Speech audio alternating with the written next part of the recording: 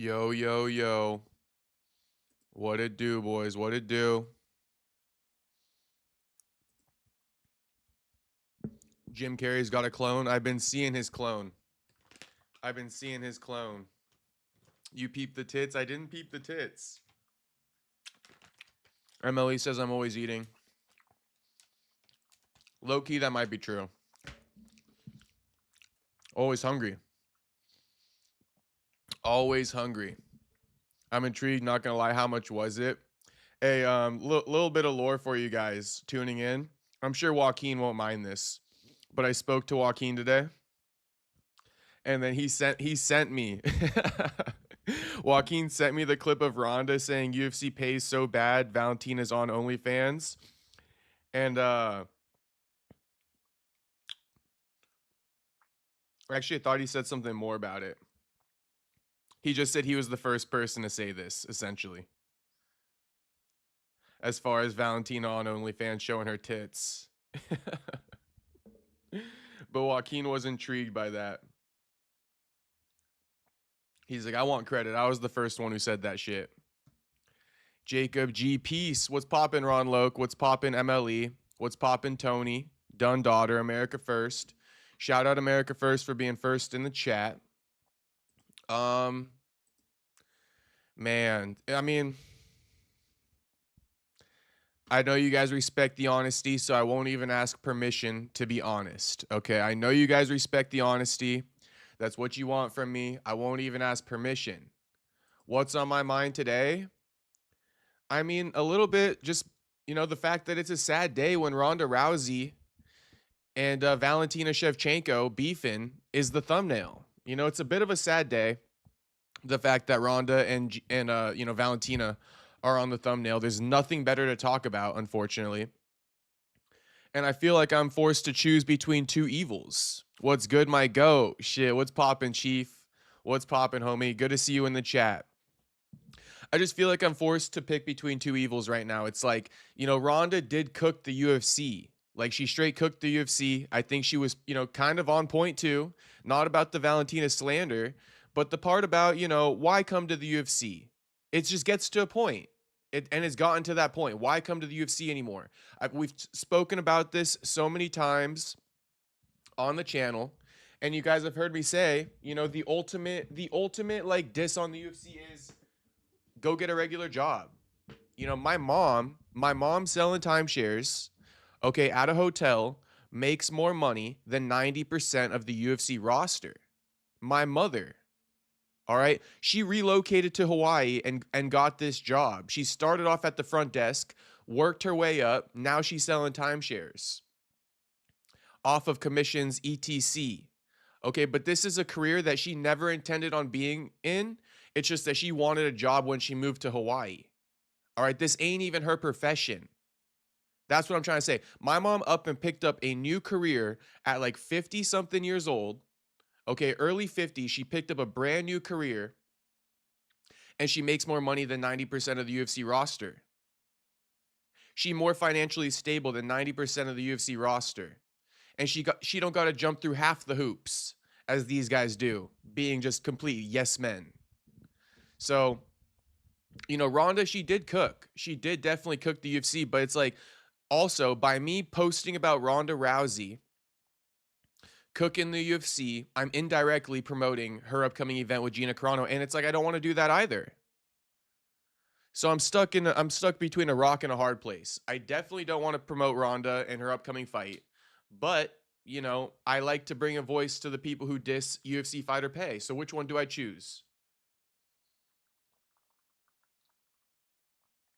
Well, I just left it alone on my IG feed, but on YouTube, as a part of the 90-day live stream streak, I figured, we're going to have to do a thumbnail that I don't necessarily love eventually. And today was the day. But in other news, and so we'll take a look at the clips. We will take a look at the clips, but what was I going to say? Oh yeah, also, Francis Ngannou, Jake Paul going back and forth. It's like, do I really want to speak about this? No. No. And I thought about, do I put Francis and Jake Paul on the thumbnail? I thought you guys would be more sick of seeing a Jake Paul face on the thumbnail than Ronda and Valentina. I thought that Jake Paul and Francis would have got less clicks than Ronda and Gina or Ronda and Valentina on the thumbnail. So it's like, this is what I was going through today. It's like, do I put Jake Paul and Francis on my thumbnail, beefing, or do I put Ronda Rousey and Valentina on my thumbnail? Like, oh my gosh. But whatever, it happens. It happens. It happens. We don't got nothing better to talk about. Of course, you know, Ilia Topuria and Islam were beefing today, but it's just tweets. And, you know, whatever is coming from Islam's side is 99% chance coming from actually Ali Abdelaziz, his manager. So it's like, you know, is that a beef people are into? No, not really at the moment. They're just tweets. They're just tweeting. So, you know, there's nothing really there. So, yeah, I mean, what am I going to do? Put them as my thumbnail? I don't even got much to say about it. Barely got much to say about it. We'll talk about it, though. And then what else we got going on today? Oh, Hype Brazil just had a press conference. Carlos Prates just escaped, you know, death, being sarcastic. But he just escaped the brawl. He was in the middle of it. And then these guys just started going at it. And Carlos just jumped out of the way just in time. So, unfortunately, boys, these are the pathetic stories that we got going on today. Can I just be real about that? You know, these are the pathetic stories we got going on today. Even the brawl ain't nothing that crazy. I hate to spoil it, but shit, I'd rather spoil it than mislead you guys. That brawl was nothing crazy. Okay, it lasted all of 30 seconds and ain't nothing happened. Ain't nothing happened. A lot of shirt taken off, a lot of jumping on the table, you know, a lot of movement with not a lot of stuff actually happening. So, I mean, I'll let the tape just speak for itself, but everyone posting about it, and I go and look at it, and I'm like, dude, nothing even happened. Like, this ain't even close to the Giorgio Arman brawl. Not even in the same stratosphere as the Giorgio versus Arman brawl. So, allow that to be the context for you boys.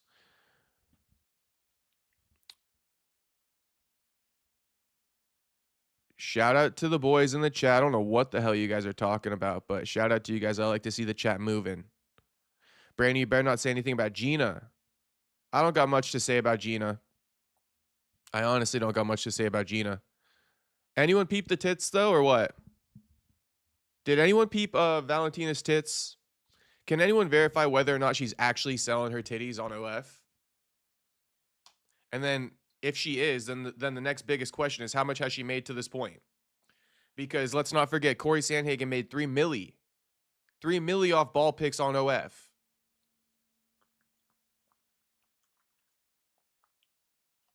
Corey Sandhagen made $3 million off ball picks on OF. So yeah, if anyone could verify, if anyone copped Valentina's OF, should I cop Valentina's OF for you know, for journalistic purposes? I don't know if I'm like really allowed to show all this stuff on here, so I'm not gonna fully show OF on here. You guys can just look at my face for now. But let me try to see. Oh wait, she probably has her link on Instagram, doesn't she? Kind of rude of Ronda though. It's like let's not act like Valentina probably doesn't have an OF just to, like, you know, essentially, you know, post training content. Kind of rude. Kind of rude. Let's not act like Valentina ain't the current UFC champion and she couldn't just be posting training content. But I see she got it tagged in here, OnlyFans athlete, so she definitely got the OF. Time to cop. Time to cop. Live Goon Sesh is crazy. Tyler Betts is literally famous in these streets. Shout out to Tyler Betts. Oh yeah, let me go to the OF. Let me cop the OF. Not good, unfortunately.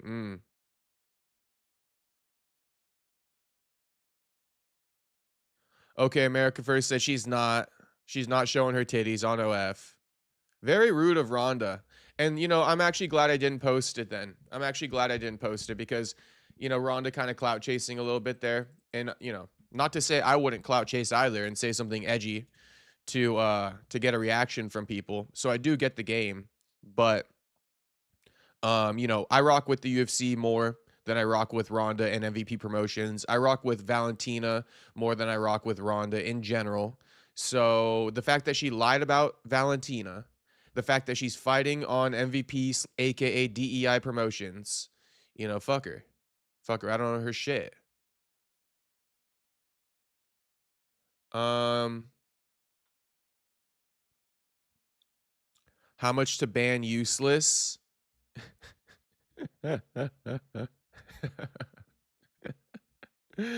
Oh my gosh. I mean, shit, I need bread, but I gotta draw the line somewhere, Juice Man. I was gonna joke and be like 50 ball, but nah, I won't do that to useless. I'm sorry. I'm sorry. We gotta let everybody in here. But if there starts to be some craziness going on, I might, but it doesn't seem like useless is saying much to you right now, Juice Man.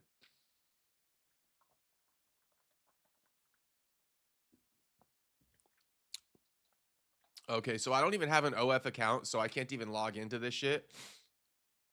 I like Parry Punch. Damn, yeah, useless. I'm not gonna ban you. Don't worry, homie. I'll drop a 50. Don't drop the 50, Juice Man. Do not drop the 50. I will not ban him. I was kidding, homie. I was kidding. All right. I can't do that. That's not fair. I gotta keep it fair here. I gotta keep it fair. I'm sorry. I'm sorry. I'll drop the 50. Oh my gosh. All right. Shout out Perfecto. What's poppin', homie? Streets talking. Streets here, playa. Shit, we got the streets in the building. Hey, how about last night though? How about last night? My fucking that banging was crazy last night, boys. That banging was insane. I watched on the replay. Insane, bro. Insane. Um. All right, I'm gonna try to sign into OF right now. I know we're on a bit of a side note tangent. Oh, this email's already registered. Perfect. I must have tried to look up something else for my journalistic purposes back in the day. Because it's on the Parry Punch email. I don't even know what the password would be.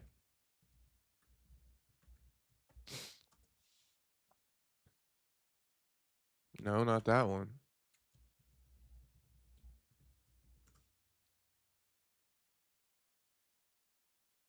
Nope.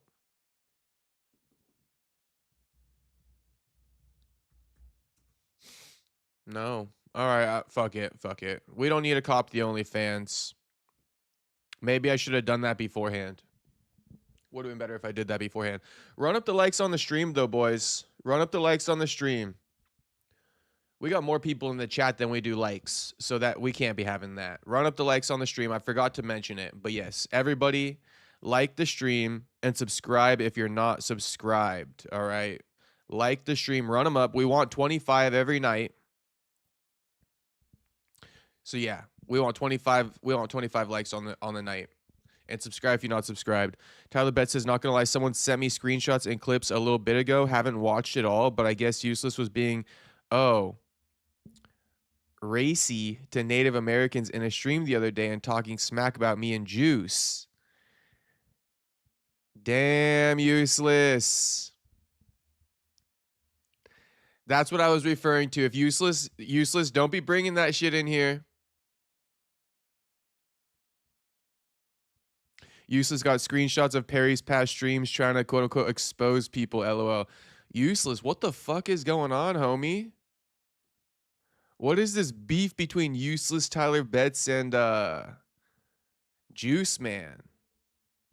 You know, we will not be tolerating none of the racing, you know, none of the racism in the chat. We have to be honest about that too. You know, we will not be tolerating no racism in the chat. So Useless, shit. I don't know what to say. I don't know what to say.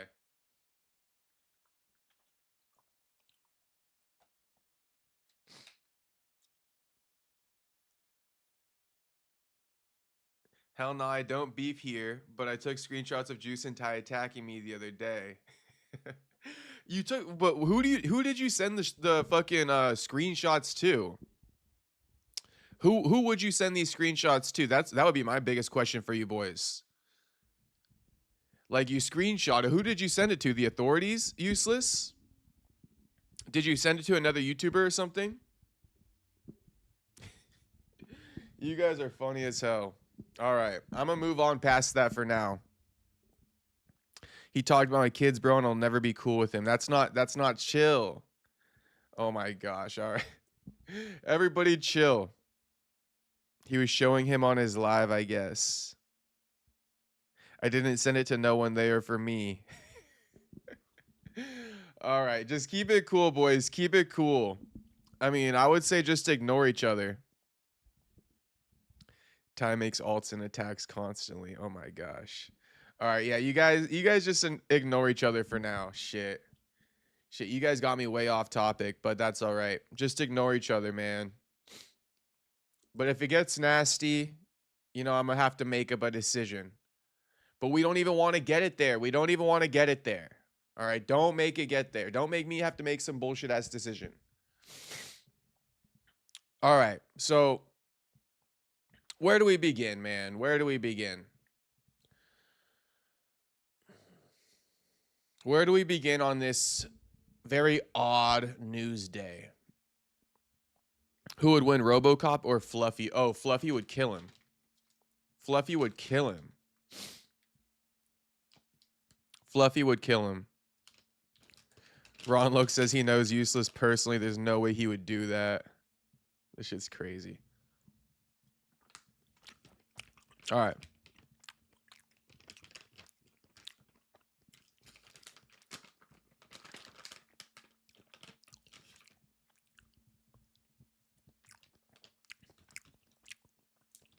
Shout out to everybody watching. This is going to be a free plug, obviously. Well, I do have a sponsor. So I could have got another one, right? Shout out to Spartans for sponsoring the IG. But this one's a free plug. This shit is so fire, it's not even funny. If you want a healthy snack, I got this shit from Whole Foods, and I got another bag waiting for me. If you want a healthy snack and you're trying to stay on a diet, which by the way, I'm getting more locked in on the diet after my mom got out of town. The goal was to finish all the shit food that she bought for me, which I thoroughly enjoyed, like the frozen pizzas and stuff. And now I'm locking back in. But these gummies right here, Blue Stripe Superfruit gummies, mango, cacao fruit, bro. 20 pieces is one serving. 90 calories. So, and there's 3 servings per bag, so you could literally eat this whole bag, 270 calories, 0 fat. It'd literally only be like 69 grams of carbs. Actually, it'd be 63 grams of carbs because there's 6 grams of fiber. So yeah, this shit right here. They also have a cacao and pineapple one. I would recommend that. Sorry for that. Shit. Whatever. I take back that sorry too, by the way. I don't apologize for that. Why the fuck would I apologize for that? I guess I was thinking that because it's off topic, but fuck it. Fuck the topics today, all right? We're going to go do whatever the hell we want today. As we say that, we're getting back into the topics now. So, I mean, oh, it looks like Izzy and Rob Whittaker are training together. Match made in heaven.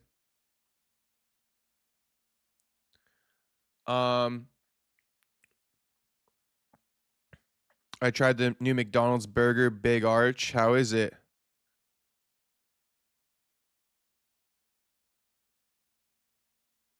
JP says Useless tried talking bad about his little brother.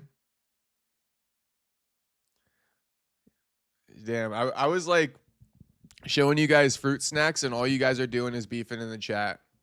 No love for the fruit snacks. That's all right. You guys can beef. I like a little beef. What's poppin', Yuri? What's poppin', homie?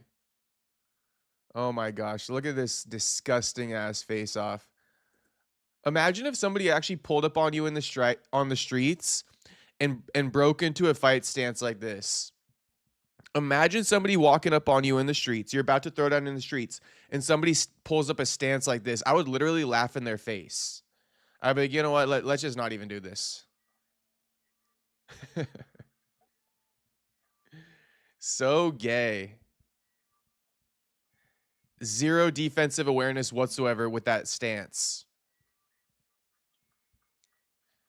Zero defensive awareness whatsoever with that stance. Also, I mean, these women just, it's like, oh my gosh. These women look terrible. These women look terrible. Ronda Rousey, I don't know what it is, but there's something up. She's looking gray or so, I don't know. I don't know. She looks gray.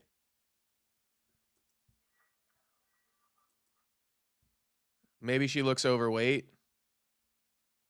Probably that's it.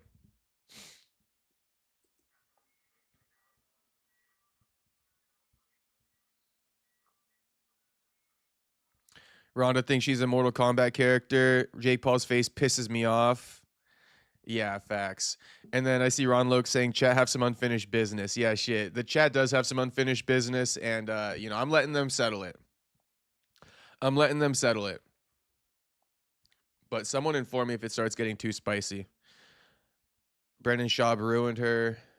Yeah, it's just like, oh my gosh, bro. Oh my gosh. Ozempic face Ronda. It's something. It's something. You guys see the thumbnail, right? Her face is looking hella crazy in that thumbnail. It just looks like a big thumb. Her face, she looking like a thumb on that stage. So here's a sorry ass face off. Jake Paul in the middle. Now let's just go through all the clips, shall we? Let's just go through all the clips. Maybe a chin tuck, IDK. There's just some, yeah, it's like, I think maybe a facelift. Either she needs a facelift or she got a facelift right here. Combat sports too. Look at her, bro. She looks sick. She looks sick. I know it's not just me. She low-key looks like my aunt who smokes like fucking 2 packs of cigarettes a day. But I don't mean to be so rude. It is rude to pick apart appearances. So forgive me. Forgive me. Forgive me. But she just looks like a fucking thumb. All right. Forgive me. But she looks like a fucking thumb, all right? And she looks gray as hell. And she looks gray as hell. Her lips are like fucking, you know, puckered as hell. It's just, I don't know. I don't know. I don't know. There's no harmony in this face. There's no harmony in this face. There's no structural harmony, if you will. What kind of cigarettes? Honestly, I don't even know what kind of cigarettes my aunt smokes. Probably like fucking Virginia Slims or something goofy as hell like that. Probably something goofy like, yeah, Virginia Slims or something. Who the hell knows?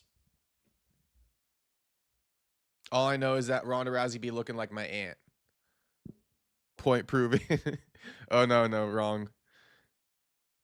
Ronda ready to make the sequel to Silence of the Lambs. Anyways, John, what up? Camels. Probably camels, bro. Turkish Royals or something. Shit, I'm not a cigarette smoker myself, but my homies have been. The UFC White House card came out.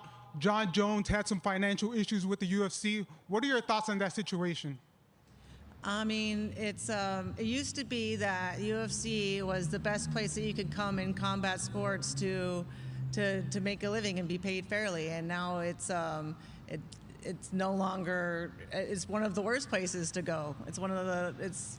It's why so many of their top athletes are leaving to go and find pay elsewhere. It's why their champions like Valentina are selling pictures of their titties on OnlyFans.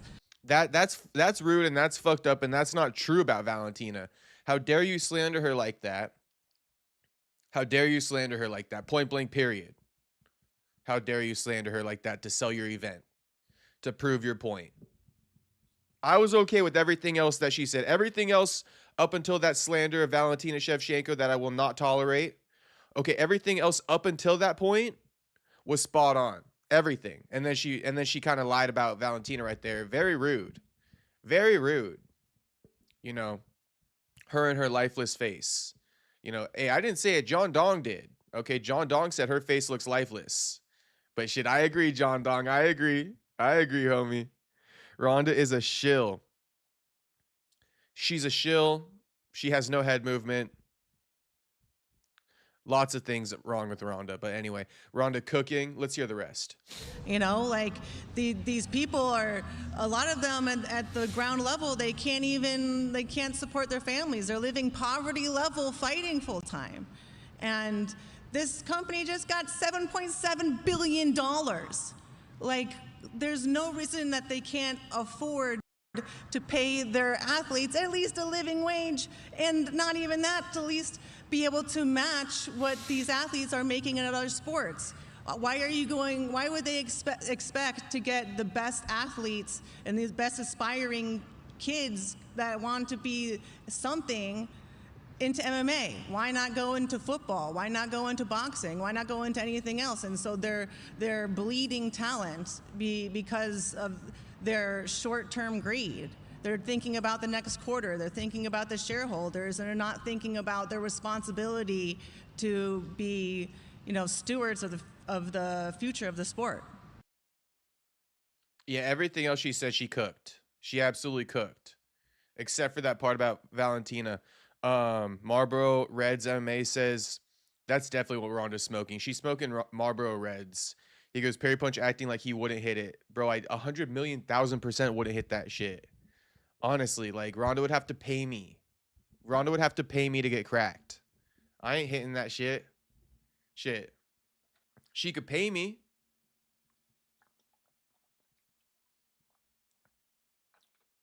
But we're going to have to elevate the standard going rate by, I'm going to have to charge a 25% surcharge just because it's going to be tough for me to get through something like that. It's going to be real tough for me to get through something like that. So I'm going to have to up the price. Whatever the average price is, 25% bump for Ronda.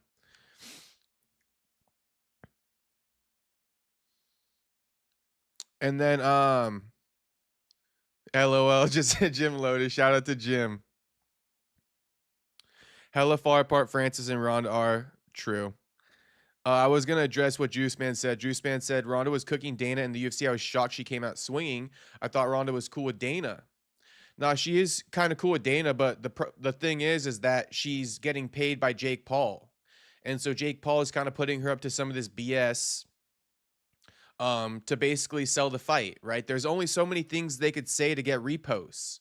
You got to really consider that. And they know this. That's why they're coming out swinging, because they can't get reposts if they don't come out swinging like this, if they don't clout chase like this, because nobody's going to, nobody really cares about this. So she's cool with Dana, but I would just put it like this. All's fair in love and war, and promotion versus promotion battles going on right now. I don't think it's really that necessary. Honestly, I don't think it's very necessary or needed at all, because you're going to be on Netflix.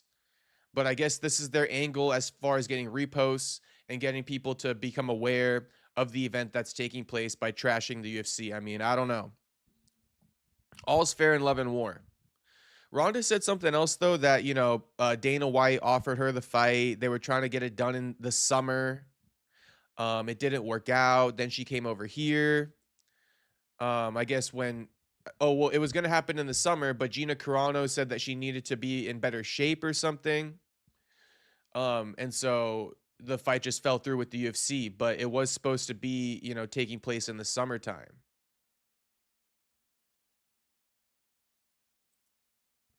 I mean, let's just keep hearing these clips.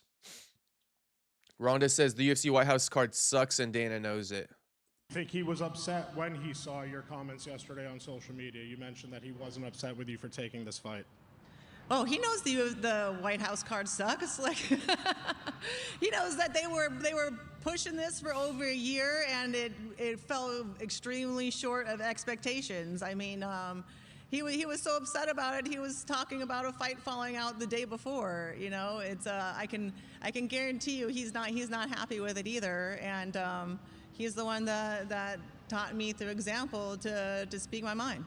I think he was upset when he saw. Dana definitely knows the card sucks. Ronda Rousey says the UFC is no longer looking to put on the best fights in the Paramount era. Let's listen.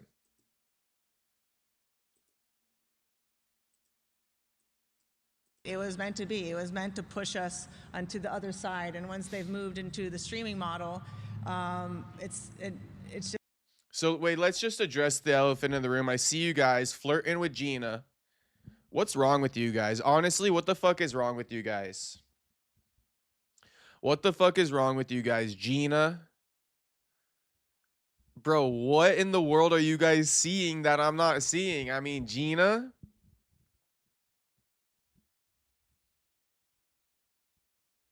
I guess it would be fair if I were to ask your guys' age, you know? Gina thicker than a Snicker. She definitely thicker than a Snicker. Scott says Gina's still looking good. Scott's a dad, I think. I think Scott's a dad.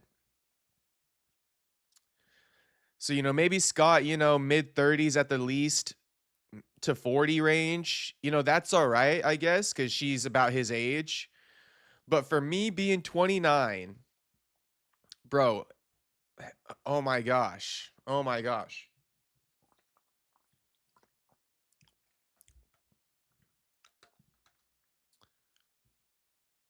You acting like a 13-year-old, Perry? She hitting? Oh my gosh. Oh my gosh. Gina's got a pretty face. Does she? I feel like if she shaved her head, she would look like a boy, like Rose Namajunas. Her face is very domineering, if you ask me. Anyway, I feel I'm actually not liking dissing Gina, so I'm gonna move on myself. The forehead a bit much. It's all a bit much for me. I'm big 22. Okay, so Tony M being a big 22, no way in hell Tony thinks she's hot. Like, absolutely no way in hell. And I'm all for milfies. I'm all for milfies, but this ain't it. She ain't no milf, bro. She ain't no milf, but, you know, she do got a little cleavage. All right, all right, all right. Let's listen. It's not about putting on the best fights possible anymore. You know, Dana is legally beholden to the shareholders and to maximize shareholder value. And unfortunately, now that they've taken the reins from the company away from him, it's barely recognizable now. And they need to be saved from themselves. And luckily, I'm here to be their hero. It was meant to be. It was meant to push us onto the other side. And once they've moved. Brandon, you can't handle a real woman. Oh, boy. America First said, Gina speaks her mind. I think we like her because she took on Disney and gave them the middle finger. Into the streaming model. Well, as you boys know, all I pay attention to is the UFC, so I would have that's out of my wheelhouse as far as like her relationship with the WWE. See what I mean? You see what I mean?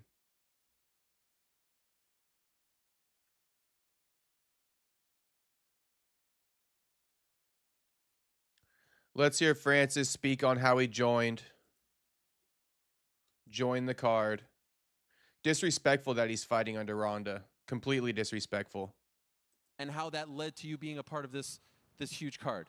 Well, it was just the news that came out of Friday. I think this was an ongoing process for a couple months. I think we've been in this position since probably January. That I find out that I will not be having another fight in the PFL. So then I started to look another option. Then right away, I mean, 2 or 3 weeks ago, I was reached out by Nikisa to give me an offer. Originally, he was a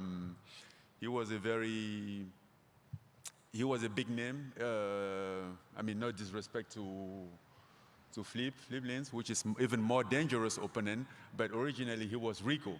So he called me and like, okay, what do you think about fighting Rico in MMA? I'm like, damn, that sounds good. I never thought about it, but I think this is a good opportunity. But long story short, on Friday, 2 weeks ago, and then Rico gets signed for the Usyk fight. So that wasn't an option, and then we were looking for another for a replacement, and then Flip came out to be the best option. There were a couple names, but among them, Felipe was the best option. So they chose him. Phoenix Marie. Oh my goodness gracious. Shout out to Phoenix Marie. Oh boy, shout out to Phoenix Marie. I'm familiar with her work. Come on now. Very familiar with her work. That's my high school days right there. Phoenix Marie. Shit, her and Lisa Ann when I was in high school. Them videos were hitting back in the days, boys. Those videos were hitting.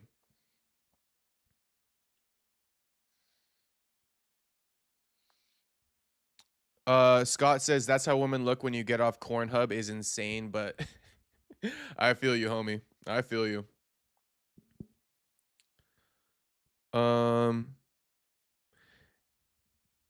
Gabe Charonda says you couldn't pull Gina now at 43. LOL. Oh, I bet you I could pull Gina Carano. I bet you I could pull Gina Carano. Married and everything. Married and all. Married and all. Gina Carano, she seemed like a trifling hoe. She seemed like a trifling hoe. All right. Actually, the ones who were more attached to their looks when they were younger, I think those women are more likely to cheat as they get older and married and wifed up and stuff, especially with a young strapper coming up to them because, you know, they're attached to their looks. They're attached to it. Obviously, as they get older, the younger generation, they kind of stop fucking with them. So one of the young strappers comes up to her. They start hitting on her. To her, it's like, oh, I still look good to them. Like, I still look good to them. It means a lot more. It means a lot more if a young strapper thinks she's still looking hot. It means a lot more to her. It means 10 times more to her if a young strapper thinks she hot. So, I like my odds. I like my odds. That's all I could say. Gina had a miscarriage. Leave her alone, Brandon. Shit, I didn't even know about that. Rest in peace. Married and everything, LMAO. Yeah, married and everything, LMAO. Married and everything, Juice Man. Married and everything. I like my odds. I like my odds. Put a hidden camera in the room and see what happens. All right, see if I get them digits. See if I could get them. But she's too good for us. He. Gina is fine. We know it. Shit. Shout out to Jim. Jim, I think Gina would probably be down to run it with you too, homie. Don't count yourself out saying she's too good for us. Nah. Nah, we too good for her. We too good for her. If we want to extend the opportunity her way, shit, she'd be more than willing. And how that led to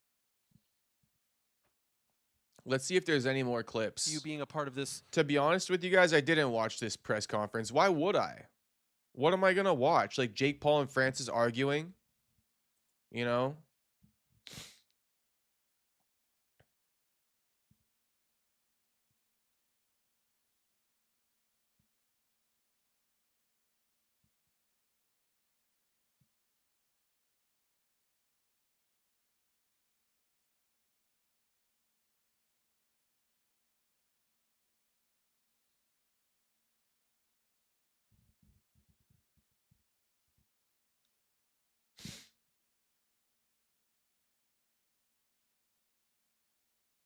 I don't know where the clip is of Ronda explaining how the fight came together with Jake Paul, but you guys will, I guess, just have to take my word for it that the UFC wanted to book the fight in the summer of 25.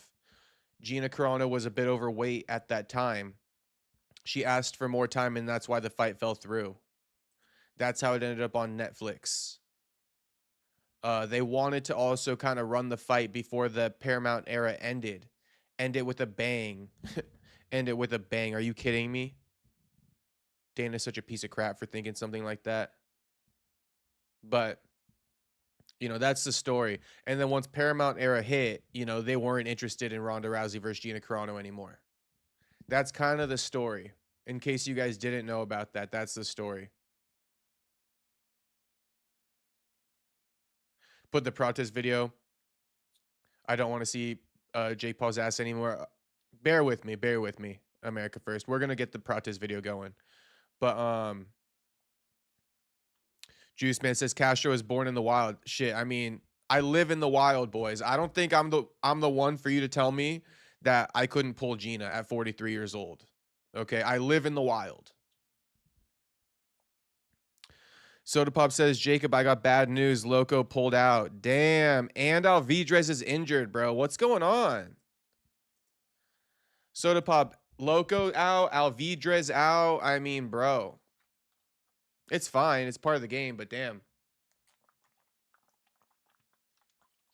UFC 327 took 2 hits on their Mexican talent.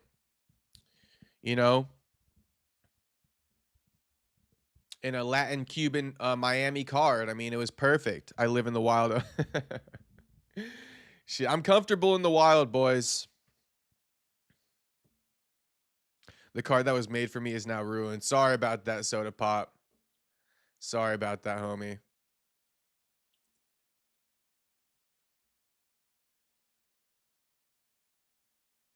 Now it's only Van and Pico for me.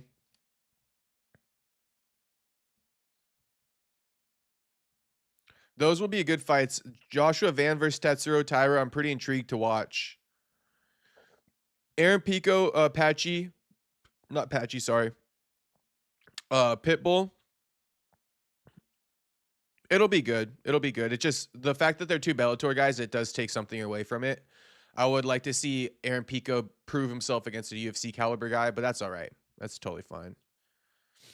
We are the wild shit. Exactly, Jim. We are literally the wild. We live in the wild. We are the wild. 2026 is shit for MMA so far. Boxing might be up slightly. I mean, we got Ryan versus Mario Barrios. That was pretty good. That was pretty good. And the card was good too. It was a decent card. Not that it has a 16 fight card, but I mean, it was decent for boxing standards. We also had I forget all the ones off the top of my head, but we had another one recently too. Boxing. Oh, we had David Benavidez, didn't we? Who have we had in boxing this year? Actually, I haven't even done all boxing streams, so the ones that I'm going to name, that's not even all of them, but oh yeah, we got Shakur versus Tio. That was another one. Shakur Tio.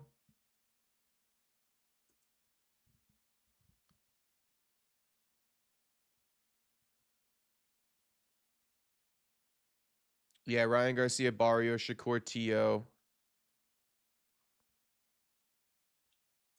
What else we got on here?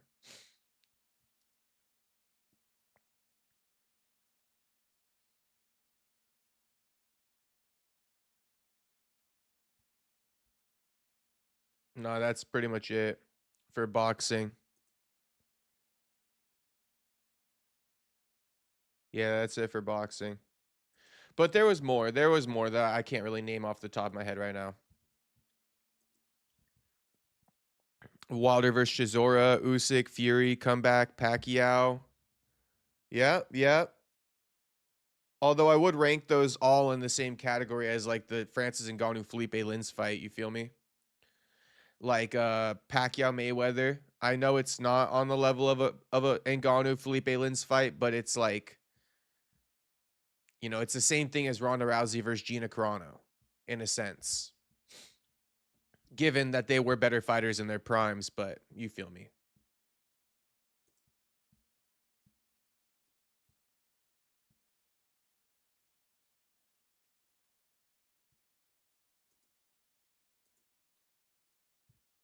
Jack says, sup, dudes, it's late here in Florida. I normally miss the stream. What's poppin', Jax?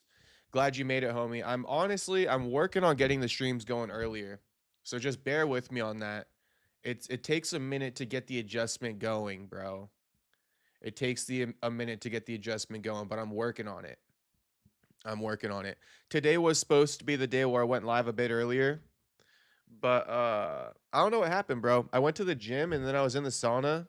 And I think my phone got like heat stroke or something because the screen wasn't working.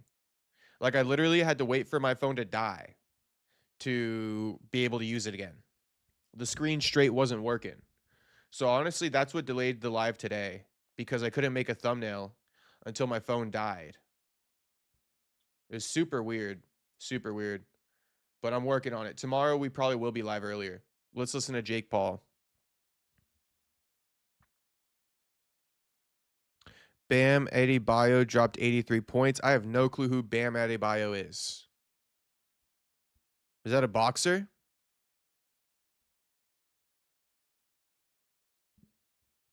World Cup is this year. Maybe UFC is saving the good fights for later on in the year.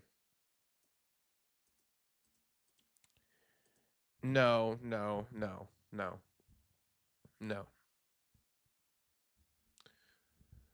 There's multiple things attacking the UFC right now as far as why there aren't good fights going on.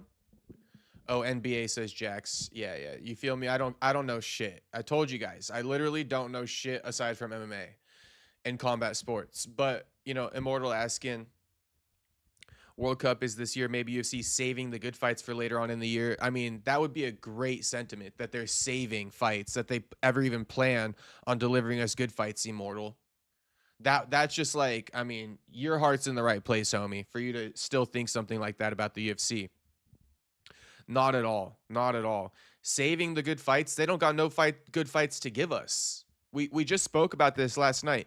One of the main reasons we don't get good fights anymore is because of the same way they just negotiated UFC White House. Passing up on opportunities because they don't want to open up their pockets. That's the problem here. They don't want to open up their pocket. One person negotiates. The UFC will say, oh, you negotiate? Okay, fuck the fans and fuck you. We're going to give him this guy instead. And that's one of the main reasons why the UFC is struggling right now. That's one of the main reasons. And it goes to Ronda Rousey's point because Dana White's fiduciary duty is to the shareholders to maximize profits. So it doesn't matter if it's F the fans. It doesn't matter if it's F the fighter who's trying to negotiate. It's about making the shareholders their money, right? It's his legal duty. He's legally obligated to do this. If he doesn't do something like this, and let's say he does splurge, right? Let's say Dana White does choose to splurge on the fighters. He could potentially face legal consequences for that if all of a sudden the profits go way down for the shareholders. So, I mean, that's what the big issue is. It's not that he's saving fights, it's that his duty is to the shareholders.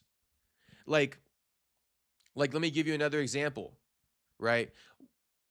The whole thing that Conor brought up when Conor says, oh, the UFC, they don't put me on UFC White House. They don't put me on UFC 300 because those sell regardless, right? You don't need me on there. It's going to sell regardless. They're going to put me on 301. They're going to put me on the card after UFC White House, something that needs to be sold. But then you would ask the question, why doesn't Dana just do it one time for the fans? Just do it one time. Just put Conor on the UFC White House. I get your point, and it makes sense to me, right? But just do it. Put Conor on UFC White House. That goes against his fiduciary responsibility to the shareholders, because that's what we're talking about when it comes to maximizing profits, right? You can't really put Conor McGregor on UFC White House because that's going to take away from profits on the year. Dana White is in the position, like I started off this stream, saying I'm forced between serving two masters. Dana White is quite literally even more so in a position of having to serve two masters. Does he serve the fans or does he serve the shareholders he's legally obligated to make big returns to? The fans are the lifeblood, right? But they're not his legal obligation. The shareholders are his legal obligation. Tyler Betts says, damn, just realized where my membership go. You got to cop it, Tyler Betts, unfortunately. Shit, fortunately, actually, for me, you got to cop it. But you got gifted it, homie, so you got to buy one. Or you could wait for someone to gift it to you again. I also need to, I'm going to renew, hell yeah. I'm also going to fix the emojis. I'm going to make the emojis better. I see you boys be dropping a lot of the emojis, and I want to give you guys some better ones to drop in too. So stay tuned. I'm bringing that up on stream so I can have the pressure to do it. Hopefully, maybe by the end of this week, I can add in some new emojis when I get a couple minutes. That'll be a good incentive to get renew the membership for the new emojis. I'm going to get like Brandon Moreno emojis and shit in there. So stay tuned. Stay tuned. I got some good ones cooking. Shout out to Andrew Nance. Good to see you in the chat, homie. And then Jew did say they won't have any good fights after summer. Huh. Why do you think that? Is there something that's like like kind of like pushing you in that direction? What would be the reasoning for that? I'm listening. I haven't even thought that far ahead yet. HT says, "Hey Jay, what's poppin', HT?" Bet. Shout out to Tyler Betts says, "I got you. I'm gonna donate a couple when I do." My man. Shout out to Tyler Betts. Scott says Dana sold his soul. Hope it was worth it. Yeah, yeah. So you guys see the issue. You see the issue now, right? You see the issue. And I see everybody getting on Dana like, why do they negotiate like this for UFC White House? I actually didn't see any of those takes before I spoke on stream last night. And I was scrolling through X today. And I see everybody being like, this is how you negotiate for UFC White House? This is trash. I'm loving it. Everybody's waking up. Everybody's finally waking up. It's to beat your ass. Yeah, no, I mean I'm down. I've always been down. You were the option before Anthony Joshua, and you ran like a duck. And I bet you didn't think I would last longer than you did with Anthony either. So you just know that you get worked in boxing, and I would love to see it someday. No, I think you were just being a small boy, like not understanding, being a little disrespectful, and that's why I want to kick your ass now. I really didn't want to fight you, but now I want to beat you. So there is a difference. Let's do it. And that's why I hold it the statement that I want to just beat you up. It's to beat your ass. Oh, in boxing, I'd be interested to see. Shout out to Tyler Betts for dropping the 5 membies, gifting out 5 membies to the boys in the chat. 316 Immortal just got the memby. Useless got the memby. Ooh, shit. I know Tyler Betts and Juice Man aren't happy that Useless just got the memby. Jack got the memby. And Larb, and then User something got the memby. So shout out to all you guys. You can check out some of the members only content. We got more content dropping. We got emojis coming, more emojis coming, getting added. So you guys are good for the whole month. So yeah, get ready. We're adding more stuff to the membership every day, or every, we're trying to. We need to get some more interviews.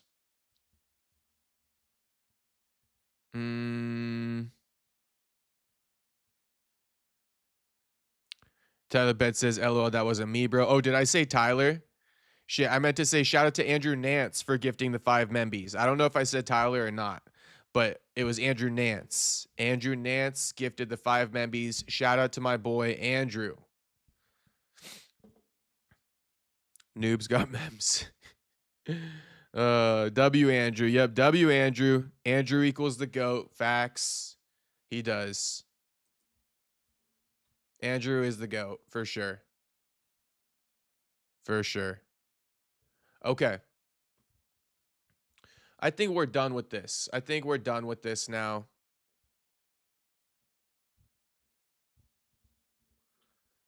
Let me pull up the hype fighting, press conference brawl. Like I said, it's actually not much.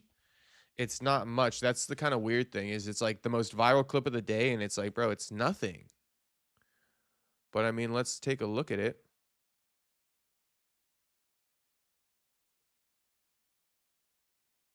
Hang on. They just put so many clips out. So I don't even know which one is the brawl. Is it this one? Nope.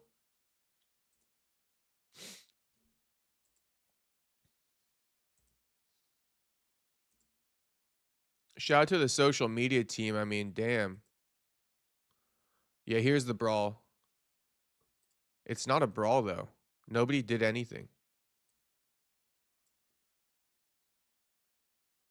He jumps up on the table in a second. Nothing. Nothing. Just falls on his ass on the floor. Gene Silva hitting a fucking emoting on him. But the big storyline was the fact that Arman and Carlos Prates were kind of caught in the middle of it. But, this, Carlos hyped up. He loves it.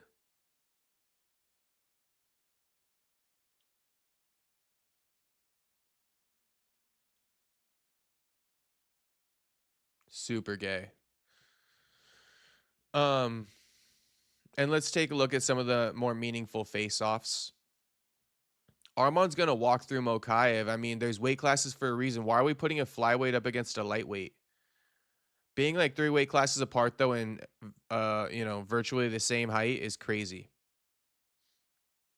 Virtually the same height, 3 different weight classes apart. Gene hella corny.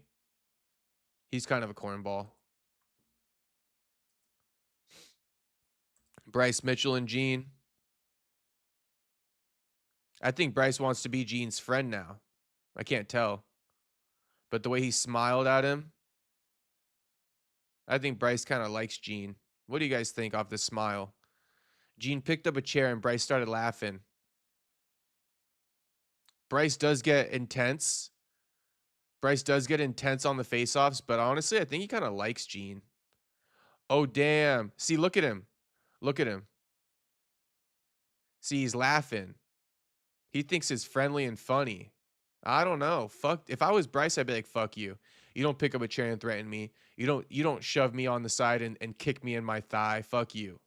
I need that back. Now, I know Bryce did take a big L. Bryce did take a big L to Gene in the UFC already via submission. So, I get that he doesn't have a lot of I'm not saying he's not confident, but you should understand what I'm saying.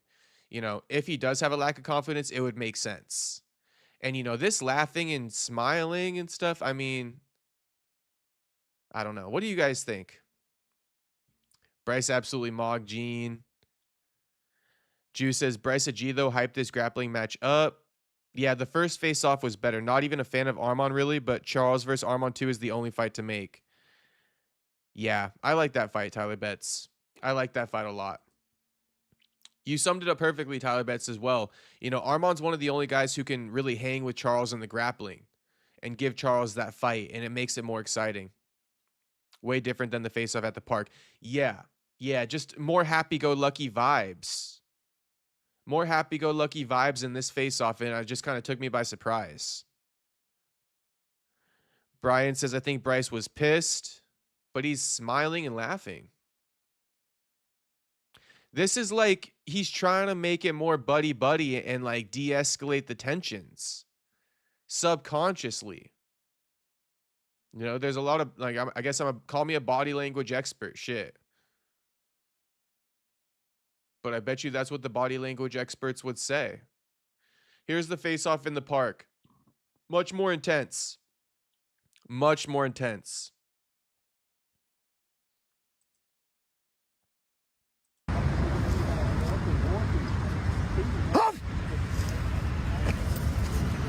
Let's go. Do it tomorrow, buddy. Let's go.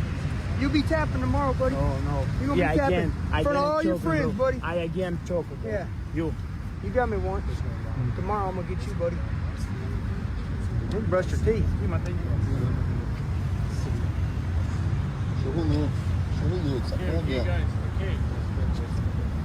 É Brasil, a gente está em casa. A gente está em casa, gente. A gente está em casa. You ain't scaring me. Yeah, I like I'm that in your right there. country. You got all your people here. What you gonna do? You got 20 people against me. Thanks. You ain't gonna hurt me though. You ain't gonna touch me. You ain't gonna do nothing. You couldn't hurt a fly.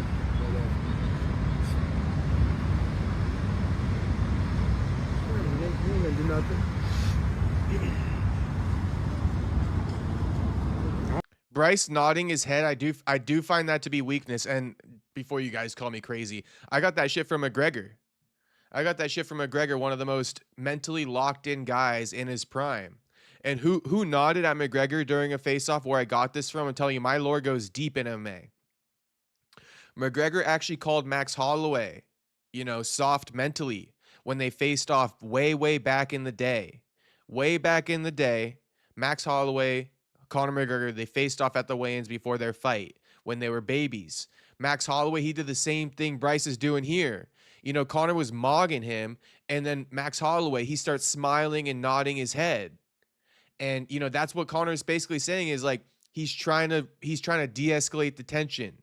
That's his subconscious uncomfortability coming out, right? The more stoic you are, I think the better. The more confident you really are on the inside. I think the smiling and nodding, I do think it, it opens the door to kind of see your lack of confidence. Call me crazy. Call me crazy. But you know what? People be talking about the face off with the postures and stuff. And I mean, shit, two fights in a row. Max Holloway, Charles Oliveira. Oliveira had the better posture. And Paddy Pimblett, Justin Gaethje. Gaethje had the better posture. Kind of interesting. Kind of interesting.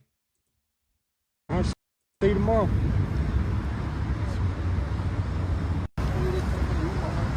I'm sure you guys kind of see it now when I say it about the nodding of the head. Would you do that if a little twerp pressed you? You wouldn't. You wouldn't, because you'd be confident. You'd be more confident. Let's go. And again, Gene pushing on Bryce, kicking him at the other face off, bro. It's not funny. It's not funny. And you know who wouldn't stand for something like that? Nate Diaz. Nate Diaz would never stand for something like this. You can never punk Nate Diaz.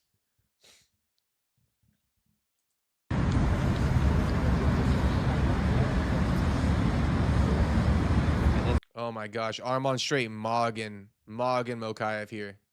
Just licking his chops.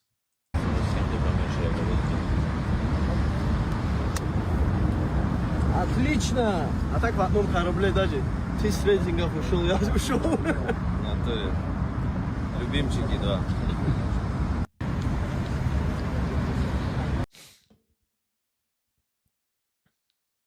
Who's Shara grappling? I don't know. Jax goes, I think Gene knows he may not win in pure grappling, so he keeps being overly aggressive in the previous face-off too. Yes. At the park, he looked like he wanted it back in blood. But what about on second thought, Gio? What about on second thought? I think Gene will probably win in pure grappling, bro.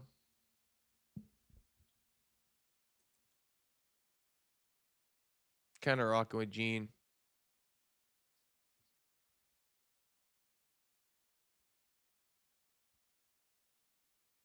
Bro, what the hell? Juice says Pantoja one time KO'd Islam. So I don't doubt Makhachev could get Arman. Bro, what in the world? When the fuck did Pantoja KO Islam? What is going on here? Char's grappling Edson Barbosa. Is he really? He is. He is. Lightweight versus middleweight. Motherfucking Andrew Nance did it again, homie. Did it again. He gifted 5 more Membies, boys. Shout out to Andrew Nance. Thank you for gifting the 5 Membies, boys. It's a Brendan Schaub joke. Okay. You know, I do fuck with Brendan Schaub, but I guess I missed that lore. That's some good shit. I feel you. A little sarcasm. But once again, shout out to Andrew Nance and thank you for gifting those 5 Membies, homie. W Andrew Nance. Everybody thank Andrew Nance for your new Membies. Lord of the Pies just copped it. Beautiful. Dan Morris, Lucas Rose, Irma Gurr, Zinox. You know what this does too, though? This exposes the silent viewers. Every time Membies get gifted, it exposes a lot of silent viewers. People I didn't even know existed in the chat. Like, we never seen Irma Gurr in here, or Dan Morris, or Lucid Rose, or Zinox. But shit, shout out to you guys for watching anyway. Even if it's in silence, shout out to you guys. Andrew a goat, yeah. We already established that one. The guy that KO'd Islam Day look-alike. Makes sense. Okay. Okay. What was that guy's name again? Fuck it, I don't even care. Don't even care. Okay, so kind of crazy, bro. But it's like that's pretty much like okay. Well, let's look at something else. Honestly, it wasn't much of a news day, boys. And I mean, shit, what a slow ass news day. The fact that I'm already done with all this. Oh, I'll give you guys an update though. I'll give you guys an update. I spoke with Joaquin today. Reached back out to Joaquin. We had some other stuff to talk about, so I reached back out to him for something else unrelated to the fight. But then I used that as a moment to kind of tell him like, "Yo, brother, don't even sweat about the interview. Like I know you told me that, you'll hit me up. Just don't even sweat about it. Whenever you hit me up, we could get it in. And if I don't hear from you, I'll reach back out to you in a few weeks, see if it's a better time." And he's like, "Yeah, bet. Let's run it." So that's the update with Buck. He just locked in right now. He locked in. He's not even really interested in running it right now, clearly. Or else he probably would have been like, "No, I'm free. I just forgot to hit you up, blah, blah, blah." But he actually locked in. He's busy with the fight camp. So I also think that as time goes on, it will be better to do the interview closer to the fight. Maybe I'm coping, because you got to have a positive spin on everything you do. But I do genuinely think that. I think that the numbers will be better closer to the fight. And who knows? I don't want to jinx anything, but God forbid an opponent switches up or something like that. And then, we filmed the old interview. Now it's like not really related to the new fight. Sean Brady, don't be washing his ass. He be getting staff every other month. So, I think if we run the interview closer to the fight, it might actually be better.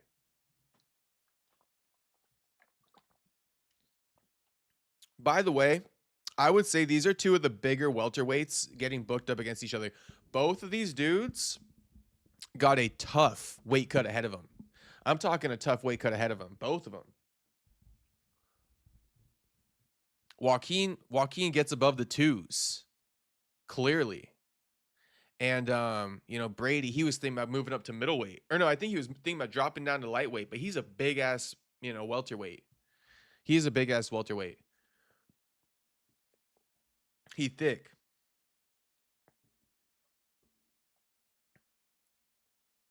And I know Michael Morales was way bigger than him. But, I think Sean Brady's a pretty big welterweight if you were to ask me. Andrew says, "Great show, homie." Thank you, homie. Much appreciated. Honestly, I'll have to rewatch it. I'll blame the topics though. If I'm not a fan of this show when I rewatch it, I'm gonna blame the topics. There's not much to fucking get into on the topics. But anyway, let's keep talking about some of the things going on today. So this morning, Ilia Topuria, he had this to say about the whole fallout. The whole fallout. Brady's a tank for real. There you go. He's short, but he a thick dude. No diddy. Okay, so here's what Ilia Topuria had to say. "Once again, Islam comes up with an excuse. This time it's an injury. I always knew I would be part of the White House event. Even when the UFC told me at one point that they wouldn't count on me for the event, I knew it was part of the negotiation. When they finally told me I would be on the White House card, they mentioned Islam, and I didn't hesitate for a second to accept the fight. Even though the fight hadn't been officially confirmed yet, the White House card was going to be announced the next day, and when I woke, I found out that Islam had gotten injured, and then Justin Gaethje appeared. Once again, someone else who will pay for Islam's escape. Both of their manager is a bitch and also ugly as hell. Damn, did Ali Abdelaziz super dirty. Shout out to Tyler Betts for copping the Memby. My man.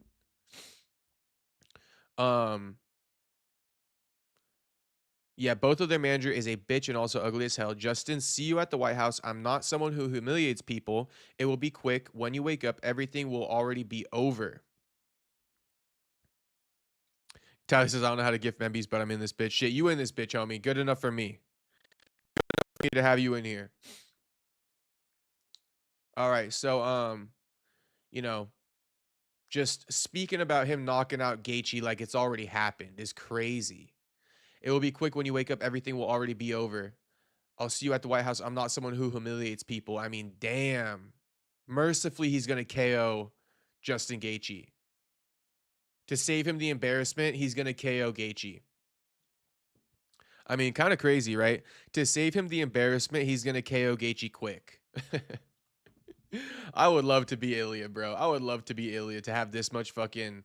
I don't even know the word for something like this. Confidence? Yeah, confidence got to be the word. What's poppin', Unbroken? Good to see you in here, Unbroken. Says, just a matter of time before Jones starts selling OnlyFans D-pics. Oof. I'm gonna tell you guys the Let's hear Malky Kawa for those who didn't hear it already. Let's listen to it one more time. truth. There's a lot of misinformation out there, but the reality of it is that it all came together Friday night, like at midnight. I got woken up out of my sleep that this is the fight they wanted to make, and then it was an all night. It legitimately, I did not sleep after that. I didn't go to sleep till the next night, and it was funny. Hunter didn't go to sleep either. We were told that Ilia was not going to be on the card earlier that week, right? Then we get a call that said, "Hey, if we can make a fight, you can fight Islam or Gaethje." We're focused on getting an Islam fight. So when you hear Dana say, "Well, that was never a fight," it was because it was talked about, but there was no agreement to fight anybody. Friday, I'm sorry. So then Wednesday, I got asked, "Would you guys want to do this or that?" And we said, absolutely. They gave us a number. We said, absolutely not. And then we didn't hear anything after that, right? I'm sleeping Friday afternoon. So Friday night, early, I went to bed. I'm thinking we're not on the card. It's just not happening. They haven't called me. They're announcing they're going to announce it by Saturday. I say that this shit was crazy. It was like, I'm going to tell you guys the truth. There's a lot of misinformation. Like, they already said, we're going to announce on Saturday the card. 12 midnight, literally 12 midnight till almost 11 o'clock, 11:30 the next morning, right? It was just nonstop negotiating between, I'm on the phone with Hunter for an hour and change, and then I'm on the phone with Ilia for an hour and change. So like, all right, so again, to accurately give the whole thing, I specifically called Hunter and said, do you guys plan on using Ilia for this fight at all in any way, shape, or form? If the answer is no, he's going back to Spain. If he goes back to Spain, right, and you guys call in a month or 6 weeks or whatever for him to fight, you know how that's going to go. It's not going to be a simple negotiation like, I don't know which fight fell apart. I can't call it Islam. Islam is injured, right? So that fight wasn't something that was a done deal and then it fell apart, so Gaethje stepped in. It was one of those like, hey, if we can make Islam fight, do you want to do that? All right. If not, you guys can do Gaethje, right? We had our choice, and we said yes to Islam, and we said yes to Gaethje. It was just more about the numbers and the finances. Like, they already said, we're going to announce on Saturday the card. Okay, there you have it. And then Islam had this to say. But what up, Otto? Otto says, yo, what up? I hope everybody's having a great one. I hope you're having a great one too, man. I'm having a good one, homie. Thank you. Good to see you in here, Otto. I was wondering where you were, homie. And then, Ron Look says, neighbors are not making any noises or issues so far. Last night was super busy. Yeah, last night was crazy, wasn't it? That lady fucking crashes out. She's actually, like, insane. She reminds me of, like, a little toddler, bro. Like a little baby toddler. Like, you know, temper tantrum, banging on the door. Like, oh my gosh, bro. Get a hold of yourself. But anyway, you know, we were the bigger person last night. We hopped off the live, and we back on here tonight. Right now it's only 10:30 p.m., so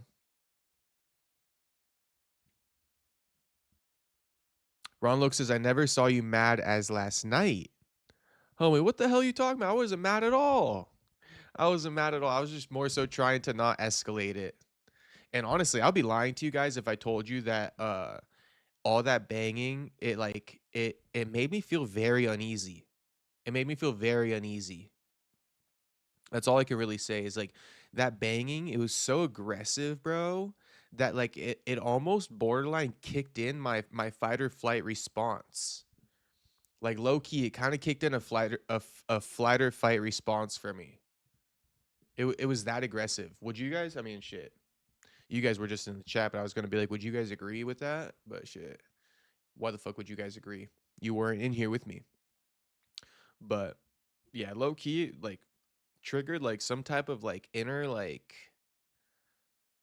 my danger factor went up like tenfold when she did that. Wow, what did I miss last night? Just rewind it to like the last 30 minutes. The last 30 minutes of the stream last night, bro. This bitch starts banging like crazy. Like I said, bro, like my fight or flight response kicked off. Like I didn't express it to you guys then, but I did feel something. Like my heart started beating. My heart started beating. It was weird, bro. And then even afterwards, I was like super uneasy. When I was just in the kitchen chilling, making a little bit of a snack, I was like, I don't know. I was just super uneasy. Super uneasy. All because I just talk. All because I just talk. It's like, bro. feel like she's gonna bang something through the fucking ceiling. That's how heavy that whatever it is she's banging, that's how heavy it is. Okay. Damn, I dipped before it happened. Yeah, just go to the last 30 minutes of last night's stream. It's still up. And then I was more so just like, all right, guys, I don't want to make this any worse. Like, let me just get off here now. That's all it was. Jacob has super inner monologue. Oh, yes, I do. I have quite the inner monologue, Ron Loke, as you could tell. We've come a long way, though, Ron Loke, because earlier in my streaming days, funny enough, this is one of the comments I remember heavily, but someone commented, they said, it must be tough not having an inner dialogue. And then I had to look up what an inner dialogue is, and I had to develop one for myself. How is a oxymoron, brother? What does that mean? How is it oxymoron? She got to be bipolar or schizophrenia. Yeah, there's something up. There's something up. Something up with her. Ali got to stop tweeting for Islam. There we go. We're back on track. Okay, so yeah, Islam goes, we both know who chickened out here, winky face, as if Islam would ever put a winky face to a fighter. You can cover your cowardice with nasty tweets, but don't worry. One day you will get what you asked for, and your fat-ass manager don't have to ask for billions to fight me. We'll do it for free. I mean...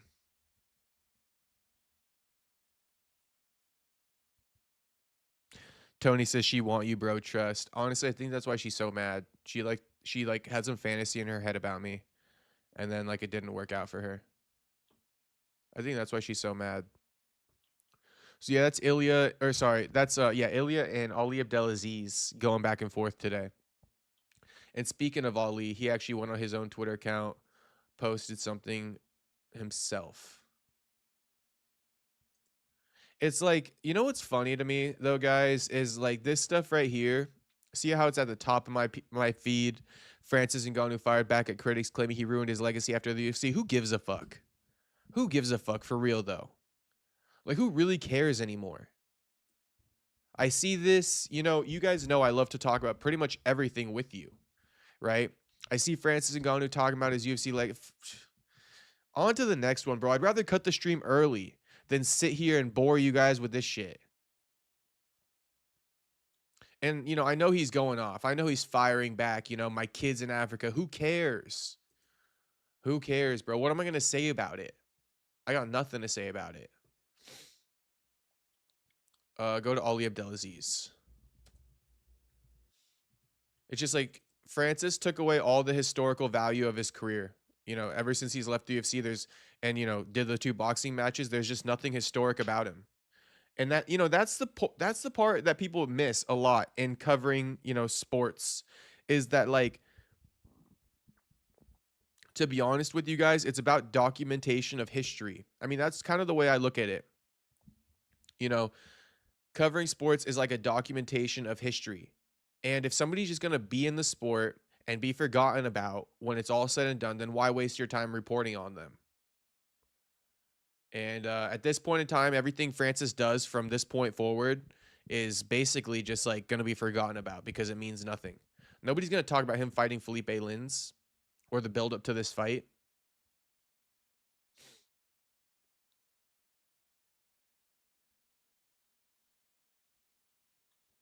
Looks like Ali deleted his tweet. Yep, Ali deleted his tweet.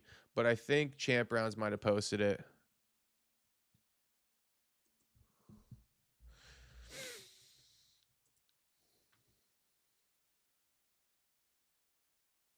Yeah, here's what Ali said. It's the holy month of Ramadan now, and everyone will get a pass, but in 9 days, everyone will get exposed for their lies. One thing I can tell you for sure is that Dana White was 100% when he said this little short guy was not even in the conversation.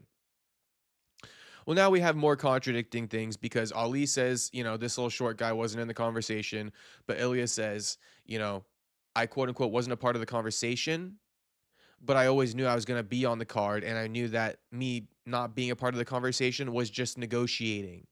I knew I was always going to be on the card. Them saying, you know, I wasn't supposed to be on it, they told me that same shit. I knew it's just negotiations. That's the other thing. That is the other thing that I have kind of forgot to bring to you guys, is that with all this stuff, with all this stuff, what makes it even more confusing is the nature of negotiations in itself. Negotiations are to some degree disingenuous, right? It's a lot of bluffing, it's a lot of chest puffing. Negotiations isn't, well, let's put it like this. Is negotiations, does that mean being upfront, being up forward with things? No, it doesn't. Because if that's what negotiations entailed, then you would say the number you want and people would just accept it, right? But what do they teach you about negotiations? Okay, shoot for a number higher than what you want because you got to anticipate for them to lowball you back. Then you got to meet them in the middle right around that original number you want. So if you want 50K, right, you got to tell them you want 80K.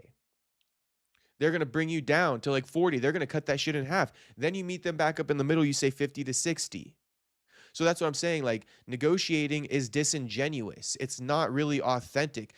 Take the same thing with walking away. Okay, we're going to go to somebody else. You're not really on this card anymore. Why do you think Malky Cowell was saying, like, bro, like, we're reading between the lines. Do you want him on the card or not? Because if you're capping, he's going to stay in wherever the state, country he's in. But if you're not capping, right, if you're not negotiating and you really mean it, then he's going to go back to Spain, which is also a great negotiation tactic by them because it forces the UFC to give an answer and to show their hand. Nah, keep him over here. Don't let him go back to Spain yet. We still might need him. Nah, send him back to Spain. We're not negotiating anymore. So that's one of the bigger confusing things too, is that when you're hearing from Ali, when you're hearing from Malky, when you're hearing from Ilia, when you're hearing from John, when you're hearing from Dana, okay, all these separate negotiations took place and everybody's telling each other separate little lies.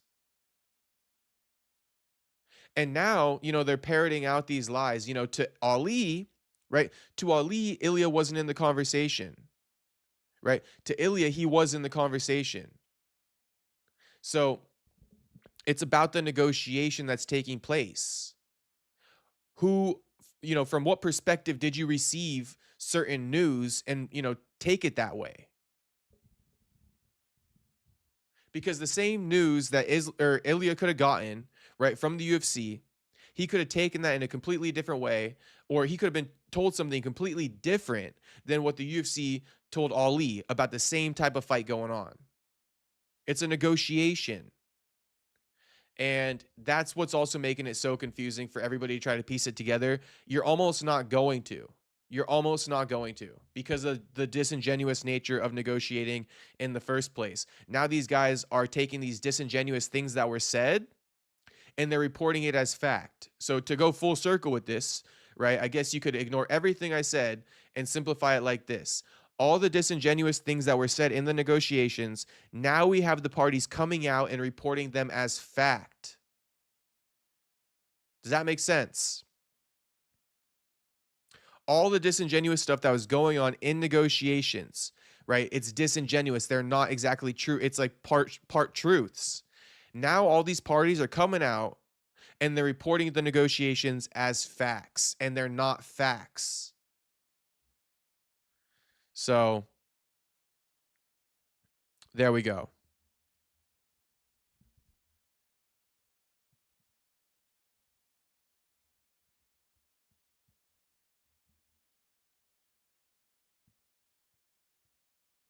Oh my gosh, yeah, these boys are beefing. I didn't even know these boys are beefing.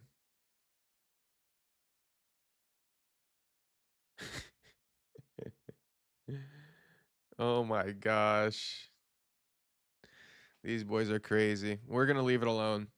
Not even going to address it. Tyler Betts goes, LOL, beef's going hard tonight. Must be a full moon. Tyler Betts is happy the pressure's off him now.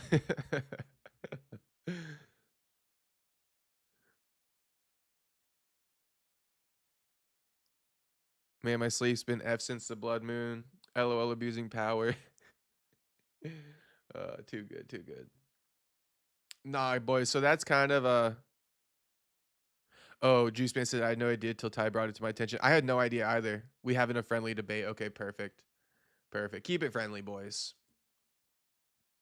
Shit, it ain't that serious. So here's the last thing I got for you for the day, pretty much. I mean, there's not much else. There's just not.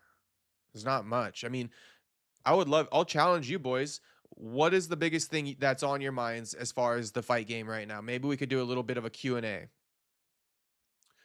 So let me know, what's on your guys' mind in the fight game if you got anything pertaining to today, pertaining to, recent stories.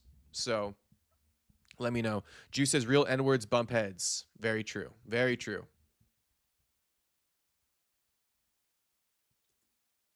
All right. Ngannou says watching this story unfold yesterday was very interesting. I have lots to say, but for now, Johnny boy, if you manage to get your freedom, then let me know. You deserve that 30 million plus after everything you've done for the sport, and they should be rolling out the red carpet for you. So, again, it's Francis. What do you want me to say? What do you want me to say? I mean, I have something to say, and all that I have to say is that he's hopping on the John Jones story, right, as an angle to get in the headlines, right, and easy into the headlines. He got a fight coming up on MVP Promotions. These guys are doing everything to promote their fight besides selling their fights. Why? Because the fights suck. So you have Francis Ngannou talking about John Jones and fighter pay. You have Ronda Rousey talking about, the UFC and fighter pay, the UFC White House, etc. They're doing all this to sell their fight, instead of just talking about their fight. And so, okay, Francis, what the fuck are you gonna do anyway, Francis? You're gonna get him a bag? I mean, it seems like that's what you're saying. You got a bag waiting for him, but like, let me know. Like, shit, let Jake Paul know or something, not you.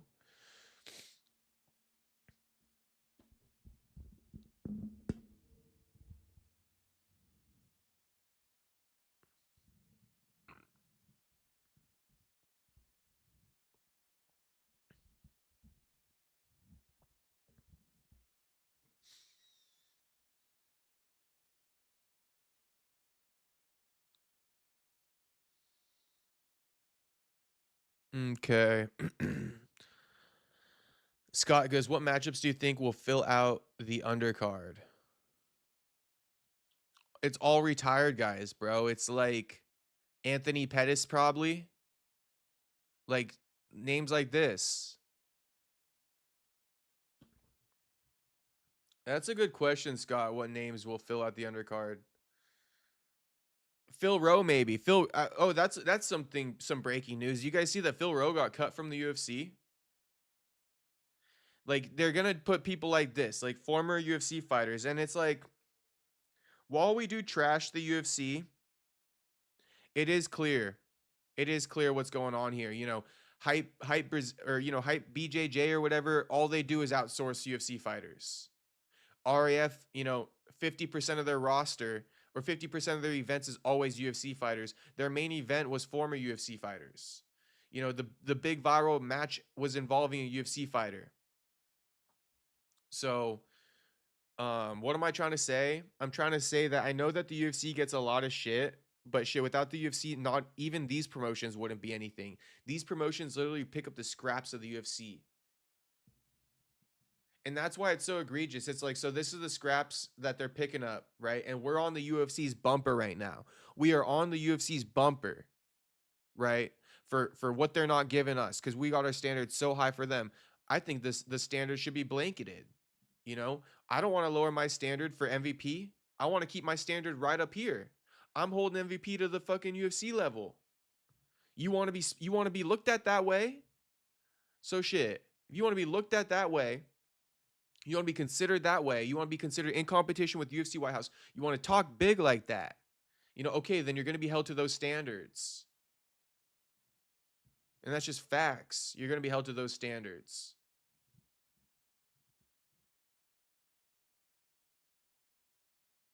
But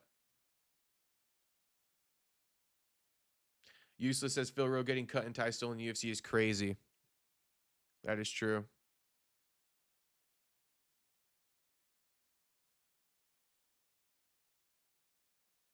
Oh, I'm starting to see what's going on now. So Tyler Betts must host streams, and Useless comes in there and he talks some mad shit or something. Interesting.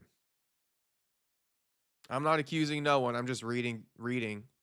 Tyler Betts says, yeah, you lurk in my random occasional streams without saying nothing and just screenshot me. Creepy app. Yeah, Phil Rowe got cut, so maybe Phil Rowe. AD says, "What's up, Jacob and crew? What up, AD?"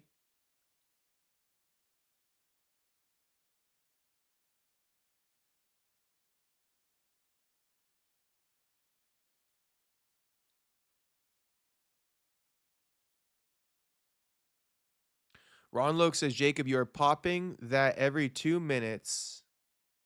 I am hit with ad in YouTube Premium. Don't be mad, it's old school one." What does that mean, Ron Loke? Honestly, don't even know what that means.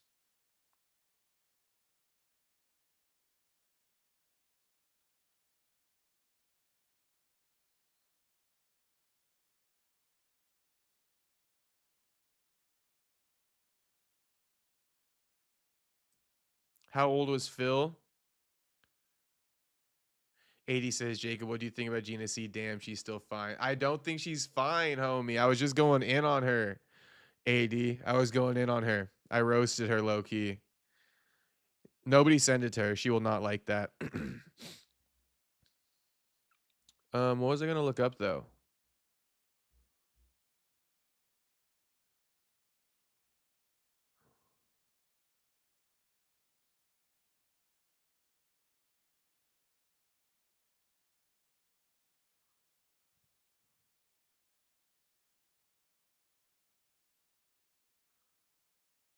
I got a brain fart. I don't even remember what I was gonna look up.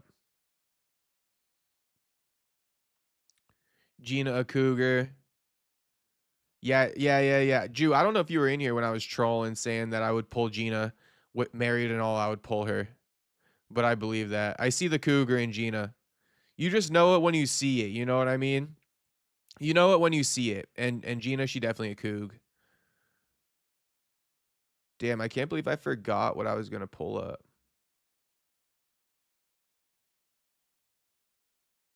Oh, I was gonna look at Phil Rowe's age because Unbroken asked how old Phil Rowe was. Look at that recall. Look at that recall. Might take me a minute, but shit. He just got cut after his loss, so you know, he's still this age. He's 35. Kind of makes sense. Damn, bro. Born 1990, 35. He old low-key. He old low-key. Phil Rowe, old low-key. Dylan says, "Sub Castro, what up, homie?" What up, Dylan? Glad you made it. Ron Loke says, "This is true. You are popping with ads." Oh, okay, so too many ads? Is it too many ads?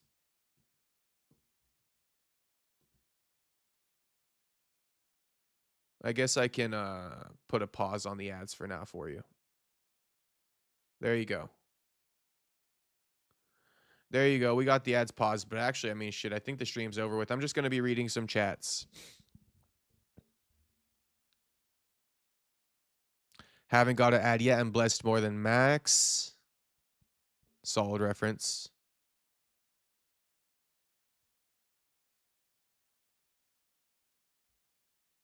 AD says, "I don't care for Ronda. She was a poor loser, but damn, Gina on point." Yeah, I also don't like Ronda. I was roasting her too. Ronda definitely, you know, way worse looking than Gina. Shit, I like Gina. No worries, AD. Is it rude to ask how old you are, AD? Because that's what I was kind of saying. I was like, if you like in your 20s still, or even like young 30s, like fresh 30s, like to 32 or something, I don't think you're into Gina. If max 32 and below, I'm gonna say I don't think you're into Gina. But if you older than 32, I could see it. Gina's 43. You know, I could see it. And really, you know, I'm not saying that me being 29, I wouldn't be attracted to a 43-year-old woman. Okay. But not Gina Carano. Like, if I'm gonna be attracted to a 43-year-old woman, she gotta be looking banging. She gotta be resembling like a young body. You know, she gotta be in tip-top shape. All right. If you Gina Carano getting wheeled out here, 25% body fat getting wheeled out, Gina Carano at 43, I'm not into it. Now, if you like a 43-year-old right? Petite, you know, I do fuck with petite. You're a 43-year-old petite woman, all right? Maybe like sub 15% body fat. Okay, I'm with it. I'm with it. And then obviously, though, the reason why I keep saying about the men who are older is like as you get older, you know, your standards, they do get a bit lower, rightfully so. Rightfully fucking so. Because you can't be pulling them young, you know, toddies anymore. So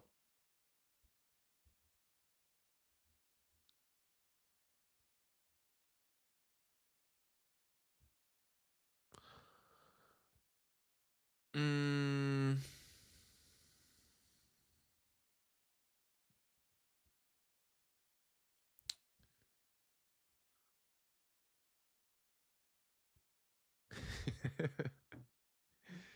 oh my gosh, you guys are crazy. Have Kevin Lee fight on the undercard.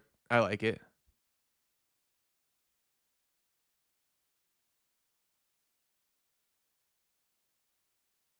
Oh, Ron Loke says if you have premium YouTube, you don't have ads. Point is you are popping. That's why your stream is breaking the rules. Okay, I got you, Ron Loke. That I kind of saw you were saying that, but I wasn't sure. I didn't want to like assume you're saying I'm popping. But it's clear as day that's what you're saying now. So good. I'm glad that we're popping and we're getting ads. Glad we're popping and we're getting ads.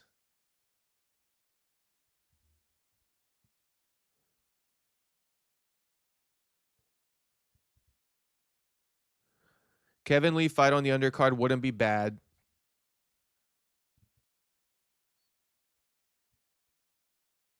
What's next for Islam now that the Topuria fight didn't happen? Well, I guess Michael Morales, bro. I guess Michael Morales, man. But they're doing Ian so dirty. They're doing Ian so dirty. If you're not looking at the screen, I would look at the screen now because I'm referencing to you, you know, why I think it's Michael Morales. Michael posted this. He goes, sorry, Ian. Dana knows who really deserves the shot at Ian Gary. I get it. You know, Michael did beat Mr. Number One Contender, Sean Brady. He really did do that. But I just believe Ian Gary deserves a shot.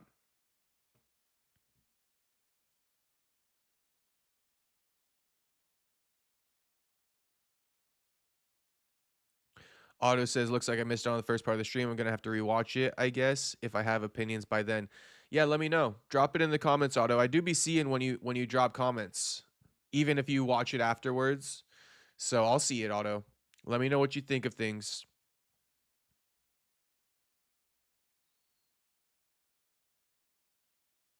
Unbroken says, what percentage for Francis coming back to UFC? I say 0. Yeah, that's pretty, I mean, yeah. I'd say I give it like a 5% chance. I give it a 5% chance because to be honest, it's how do I say this? A lot of times though, like speaking of my inner dialogue, sometimes I don't have a good inner dialogue because I have a thought, but I don't really have a way of saying it until I, you know, take a moment to think about it. So let me think. Okay, the 5% chance for Francis to come back would be because, you know, Dana, he is shooting himself in the foot by beefing with Francis. You know, now other people get him, and then they're capitalizing off the beef that, you know, originated in the UFC. It would almost behoove Dana, and it would kill his competition if he just chooses to sign Francis himself, his damn self. Then he's also going to save himself the slander of all the trash talk about the UFC and the fighter pay. And honestly, he could probably get away with paying Francis pennies because Francis down bad. And he begging, you know, not that he is begging, but he, you know, I would imagine Francis wants to go back to the UFC. And if he wants to go back to the UFC, he'd probably be willing to take a pay cut to do it, you know, which works in Dana's favor. So I'd say Francis got like a 5% chance just because there's such an upside for everybody who's signing Francis now. There's just such an upside to it. Dana would directly eliminate his competition by just like, you know, re-signing these old people. It's like, okay, well, if people are going to sign Francis, then shit, I might as well sign him. It's kind of like that. Like, okay, I don't think I like this. Hypothetically, I'm the UFC. I don't think I could do anything with Francis. Let's just say that. I'm not going to sign him. Boom. You see something in the works with Jake Paul and they got this event working. I would sign Francis immediately. You know, oh, someone else is going to do something with Francis? Fuck no. Fuck no. We could do that circus over here too.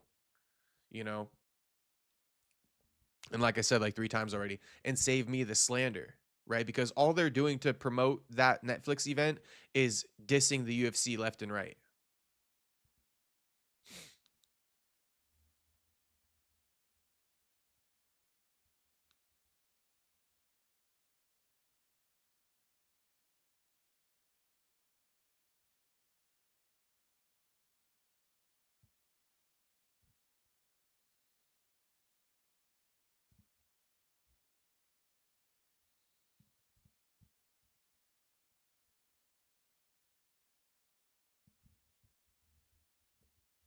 AD says he fucks with Rose Namajunas.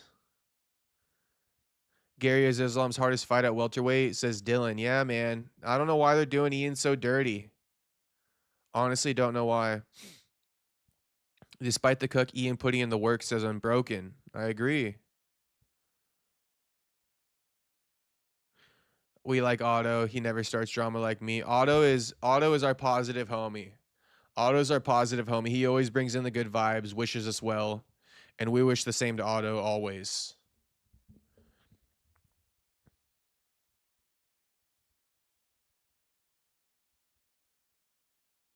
Tyler Betts says, LOL Perry working hard to find the non-crazy comments. I am, bro. You can see me, huh? I'm low-key like squinting trying to scroll through these. That's all right. I'm letting you guys beef. I'm going to let you guys work it out.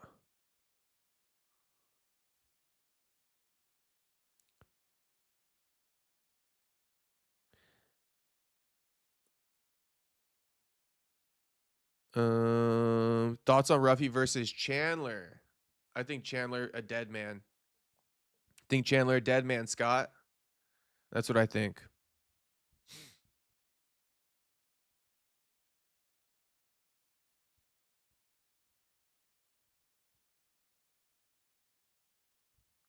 Chandler deserved a more favorable matchup. I could see him retiring if he loses. Yeah, I think the retirement is on the horizon, Scott. I think he's going to move over to like the WWE or something. Michael Chandler, he done, bro. Unless he's going to fight Conor, I don't really want to see Chandler. Conor fight, that was a good one. Ron Loke saying, Jacob, you have war in the chat. I know. Tyler Betts says he's cooling for the night now. And you handle it very good. Well, thank you, Ron Loke. I'm trying my best. Okay, HT says, Jacob, why do you think Gary deserves the shot and not Morales? Well, simply put, HT, I think that Ian Gary, we're going past X's and O's, but we are going to involve X's and O's. But I just want to put it out there that we are going past X's and O's. All right. If you've had your finger on the pulse, you know that Ian has accepted all opportunities. He's come to save the day on the UFC multiple times, dating back to 2024. I know he lost to Shavchenko, but that was doing exactly what I'm saying, taking every and all opportunity offered to him. Of course he's going to take an L. He's taken everything they throw his way, and he's actually doing the UFC favors. He's taken these rough matchups for himself on short notice because the UFC don't got no one to step up.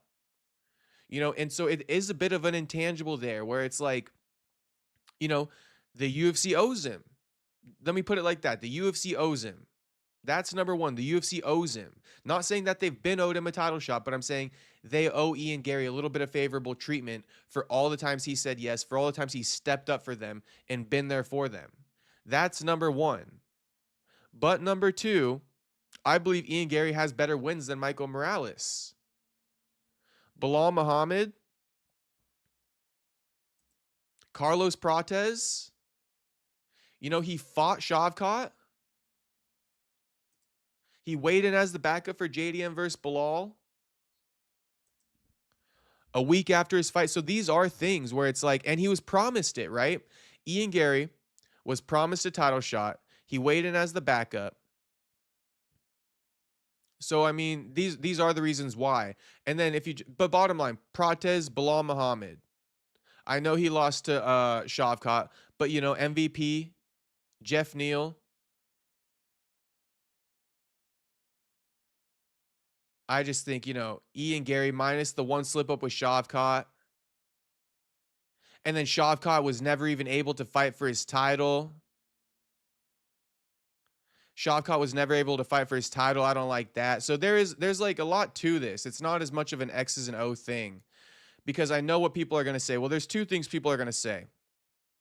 One, they're going to say that Ian Gary doesn't get finishes, right? He's a bit boring. He doesn't get finishes. He squeaks out his wins, even though they are unanimous. I'll give you that point. I will give you that point. But, and they're also going to say that Michael Morales is on a bigger win streak. But Michael Morales hasn't been dicked around by the UFC as much as Ian Gary has.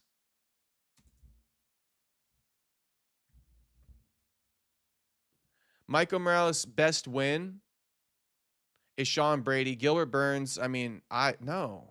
But again, they're finishes. So this is the confusing thing, because you're going to be judging finishes versus decisions. You're going to be factoring in a, 7-fight win streak versus a 2-fight win streak. And I do get that. I do get it. Don't get me wrong. I get these arguments. But let me just put it like this. I'm not denying the arguments for Michael Morales, but I think Ian Gary deserves it more than Michael Morales. With all this said, with the 7-fight win streak, with the coming off of 3 finishes, I just believe Ian Gary deserves it more than Michael Morales.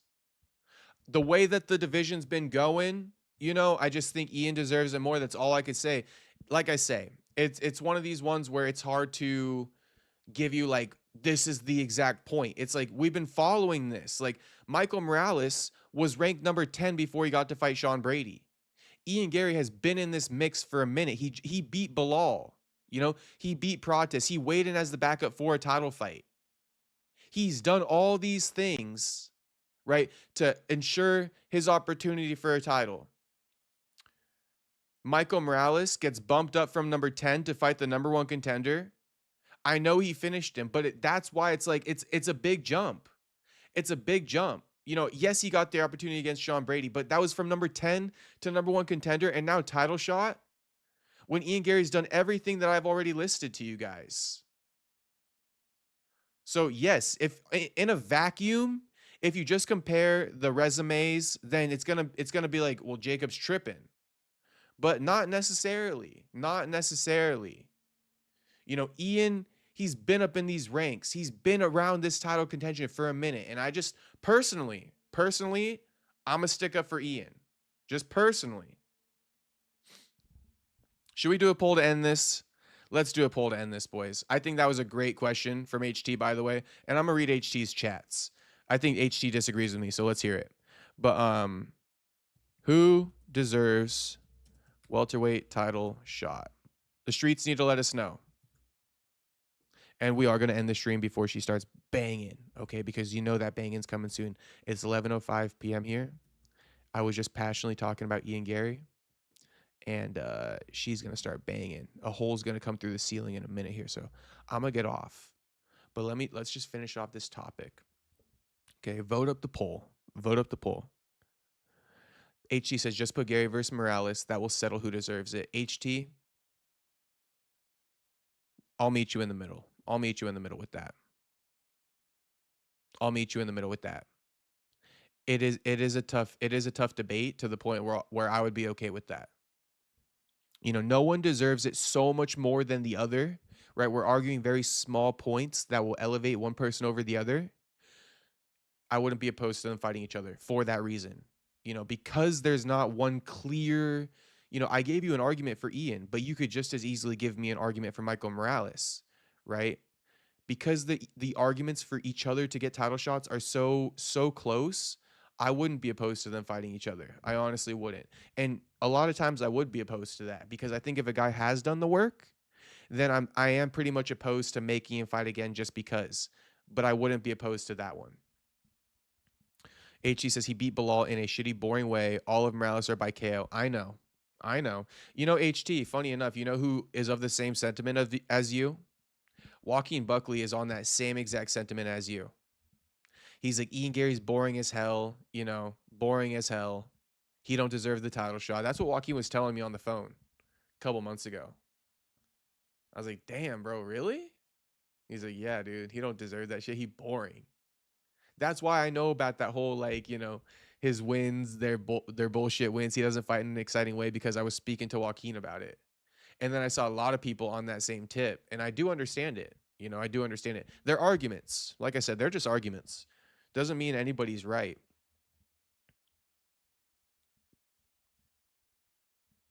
HT also goes, okay, he fought Shavkat. He lost to an injured Shavkat. He was being strategic when he should be fighting Buckley. Well, I will say, HT, that the UFC switched that up, homie. The UFC switched that one up on them. But I kind of like that, HT, because you kind of saying low key that Gary was scared of Buck, and I kind of like that. I might just ride with it. Honestly, I might just ride with that, HT. I might just ride with that narrative that Gary was scared of Buck and he ducked him, and he fought Shavkat instead. I might just ride with that. But that's what I'm saying, though. I've been tapped in on this like super, super close, because it's the welterweight division, and I do cover Joaquin exclusively. So like I've been following everything super close, and I know that Gary didn't duck Joaquin, but the UFC moved him off to fight Shavkat and then gave Joaquin Colby. Because Colby was actually ducking Ian at the time. This is the story. This is the lore.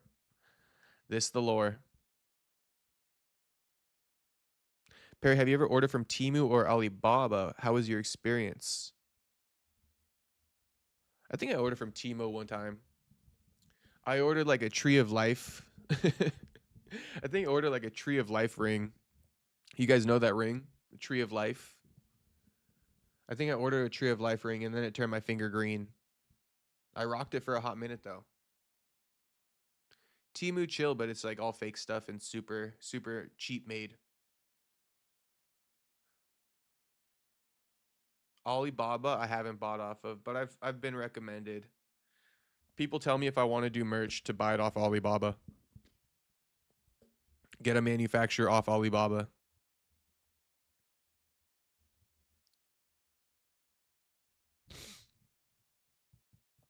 Unbroken finally got his first ad. Okay,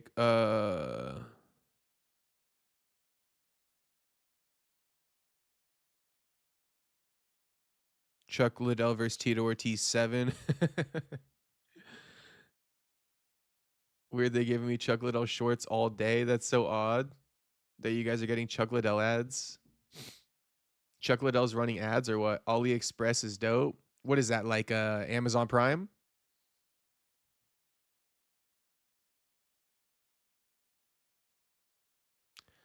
HT goes, Gary knew Shavkat was injured because they were training together at the time.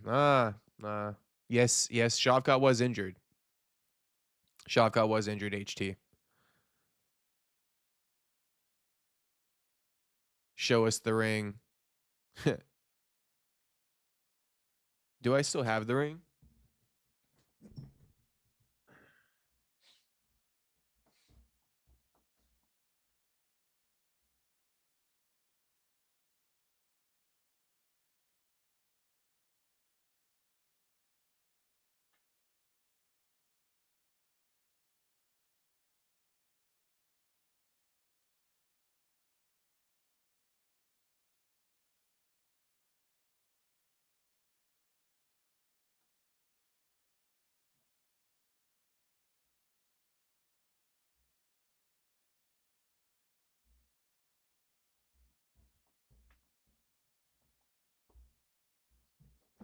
I actually don't got the ring anymore. Don't got the ring.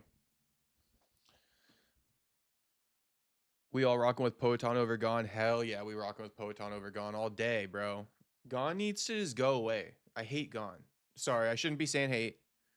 I don't like that. You guys are right about that. Whoever got on me the other day about that. I'm not going to say I hate Gone. I'm going to say I don't fuck with Gone and he needs to go away. I will never stop saying that Cyril Gane should be serving an active suspension as we speak.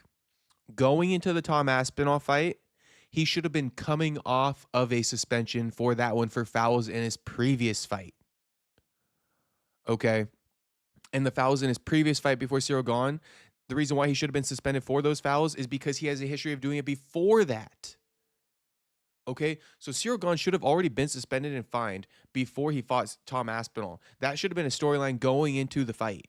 He should have fouled him again. He should have got more money fined, a longer suspension. He should be serving it right now. Just like Nick Diaz, right? He got popped for weed the first time, suspended and fined. He got popped for weed the second time, suspended and fined for longer. The storyline going into his fight after coming off a suspension was that he was coming off a suspension. This is what needs to happen to Cyril Gane. It needs to be the storyline. It needs to be, essentially recorded in the courts that he has been suspended and penalized for illegally fouling fighters. I will always say that. I will always say that Cyril Gane should have been served a suspension, and he should have paid fines. Okay, if smoking weed got Nick Diaz what got him, or take away Nick Diaz's story. If doing PEDs, okay, gets you suspended and fined, then literally, because what's the trouble with PEDs? Right? It's performance enhancing, number one, but number two, you're playing with life points and now you're enhanced. You're enhanced, he's not.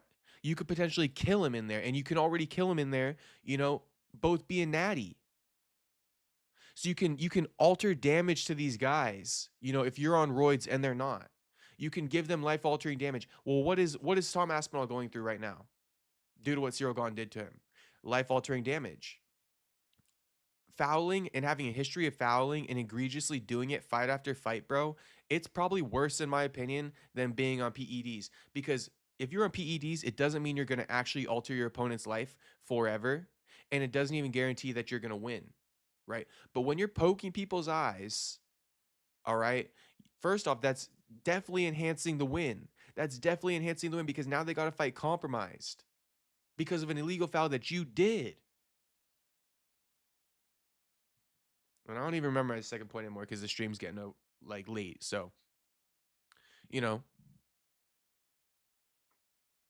compromise because of the foul. And then, Tom Aspinall, he already messed up. So I think fouling, it's worse than PEDs. I think it's worse than PEDs because fouling, high percentage chance is really going to mess with them or directly, impact the result of the fight. And you just don't see the same thing necessarily with steroids every time. If you were to give somebody an option, would you rather cheat in the fight or take PEDs? I think people would rather take an eye poke. Let's put it like that. Let's put it like that to end it. If you were to give people an option, how would you rather cheat in a fight? Be on steroids or get a free groin shot, get a free eye poke, get a free back of the head shot? What would you prefer? You guys feel me now. Now you guys feel me. You would take steroids and let your opponent fight you even still? Nah, you would take that eye poke. You would 100,000% take that eye poke, that groin shot, that back of the head shot. You would take that over actual steroids going into a fight. I guarantee you would. Ian Gary poll is done.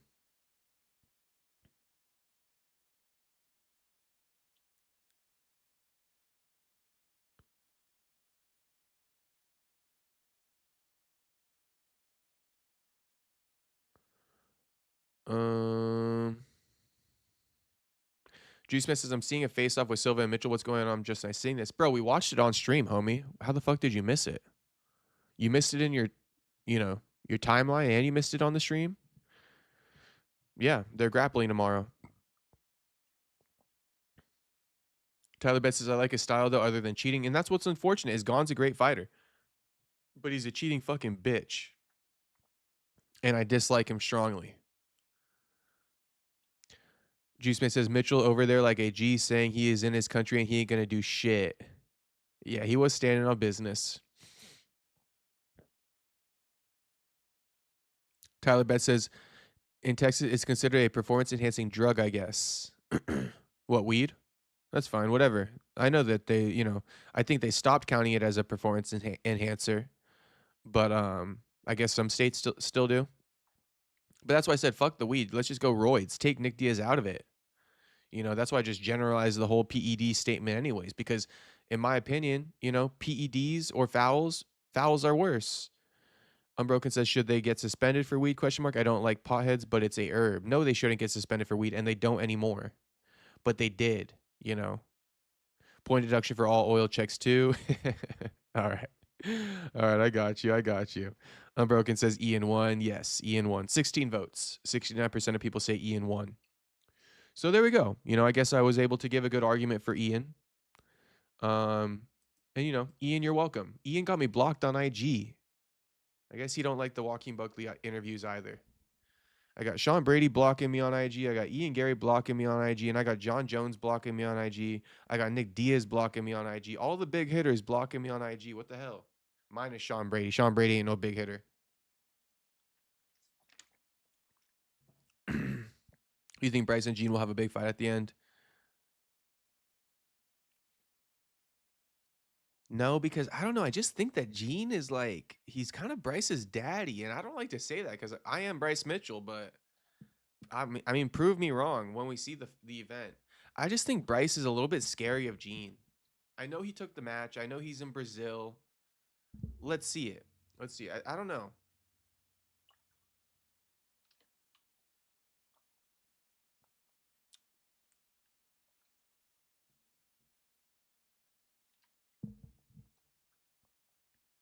Tyler Betts says Bryce likely going to sleep. I would be extra happy. I would be more happy if Bryce won it. You know, like I would prefer if Bryce won, but I just personally I don't like the type of time he's on. Tyler Betts says, "Oh wait, it's RAF no chokes." What are you talking about, homie? Homie, what are you? Wait, what's going on here? Is Tyler Betts right? I know it's not RAF, but are you saying RAF rules? It's definitely not RAF. It's, I think you know that. I think you're saying it's RAF rules. Modified rules. Submission only. Oh, it's submission only, homie. It's definitely chokes. It's definitely chokes. 1 8-minute round. Submission only. If nobody submits, it's a draw. I like that 8-minute round sub only. Okay. Oh, I didn't even know. Bryce Mitchell competed on EBI in September? Had no clue. Bryce competed on EBI 25. And then Bryce got ninja choked by Gene round 2. About 8 minutes into the fight, 9 minutes into the fight. Okay. Shout out to you, boys. I'm going to get off here because I know the pounding is going to happen. I know the pounding is going to happen. So let me get out of here before it even happens, boys. Let's save the trouble. I'm going to read the last chat of the night. HT. Lucky One HT gets the last chat read of the night. Pereira needs to start off aggressive to beat Gon, just like the Pereira Ankalaev. 2, if he allows Gon to bounce around, it will be a difficult long fight for him, like the Khalil Roundtree fight. Okay. No. That's a fair assessment, HT. That's a fair assessment. So you're saying Pereira needs to go out there, and I know it's going to be like, well, duh. But he needs to go out there and directly punch Gon straight in the mouth. Like off rip. Off rip, he needs to punch Gon straight in the mouth. Like no feeling out process, no funny business. Off rip, punch him in the mouth. A good example of that would be who got dropped early. Oh, a good example of that would be Kambosos Jr. versus Teofimo Lopez in boxing. Teofimo came in as the undisputed champion when he fought George Kambosos, and in that first round, Kambosos popped him in the mouth. Right off rip, he popped him in the mouth, and he dropped his ass. And Teo was fighting back for the rest of that fight because he got so compromised from getting dropped in that first round. So I see your point, HT, and I like that point. And, you know, there is the example of Pereira versus Ankalaev too. So we saw it play out there as well. I do like that point. I do like that point. More guys should do that. You know, calculated, go out there, press them, punch them in the mouth. It's kind of the same as Gon's dirty-ass tactic and fouling and compromising them early, and then the rest of the fight, now they're compromised. You feel me? So it's like, I think the same thing happens with, oh my God, I'm so tired, bro, that I'm actually keep forgetting my points.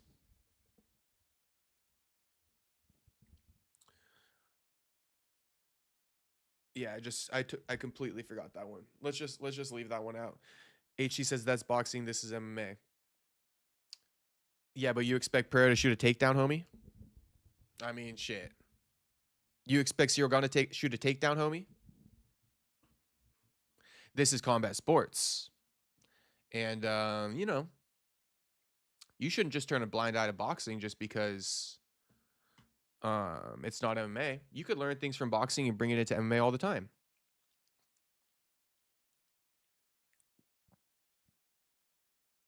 Okay, but yeah, I'm gonna hop off stream now.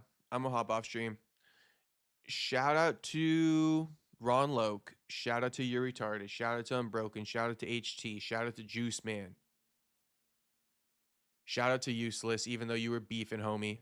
Love the content, bro. Thanks for everything. I got you. I got you. I wish you guys wouldn't be beefing, but maybe you'll work it out eventually. Shout out to Tyler Betts, even though you were beefing, homie, and Juice Man was beefing too. Shit, all the and shit, Unbroken beefing tonight. Shit, where's Saxby at? Saxby was beefing too. Shout out to Otto. Shout out to JP Money.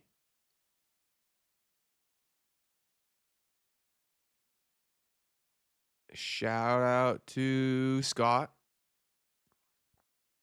Shout out to everybody in the streets. That is a bit easier. Ron Loke, shout out to you, homie. But I do like to be personalized with it while I can. Shout out to Dylan for popping in here. Shout out to Tony. Tony was in this bitch. Perfecto was in this bitch. I saw him too. Who else we got?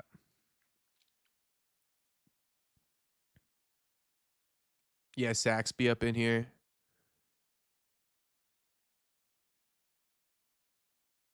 MMAK was in here. Shout out to MMAK. Shout out to... That's all I can read. All right, shout out to all you boys. Thanks for watching. Much appreciated. As always, I will see you tomorrow.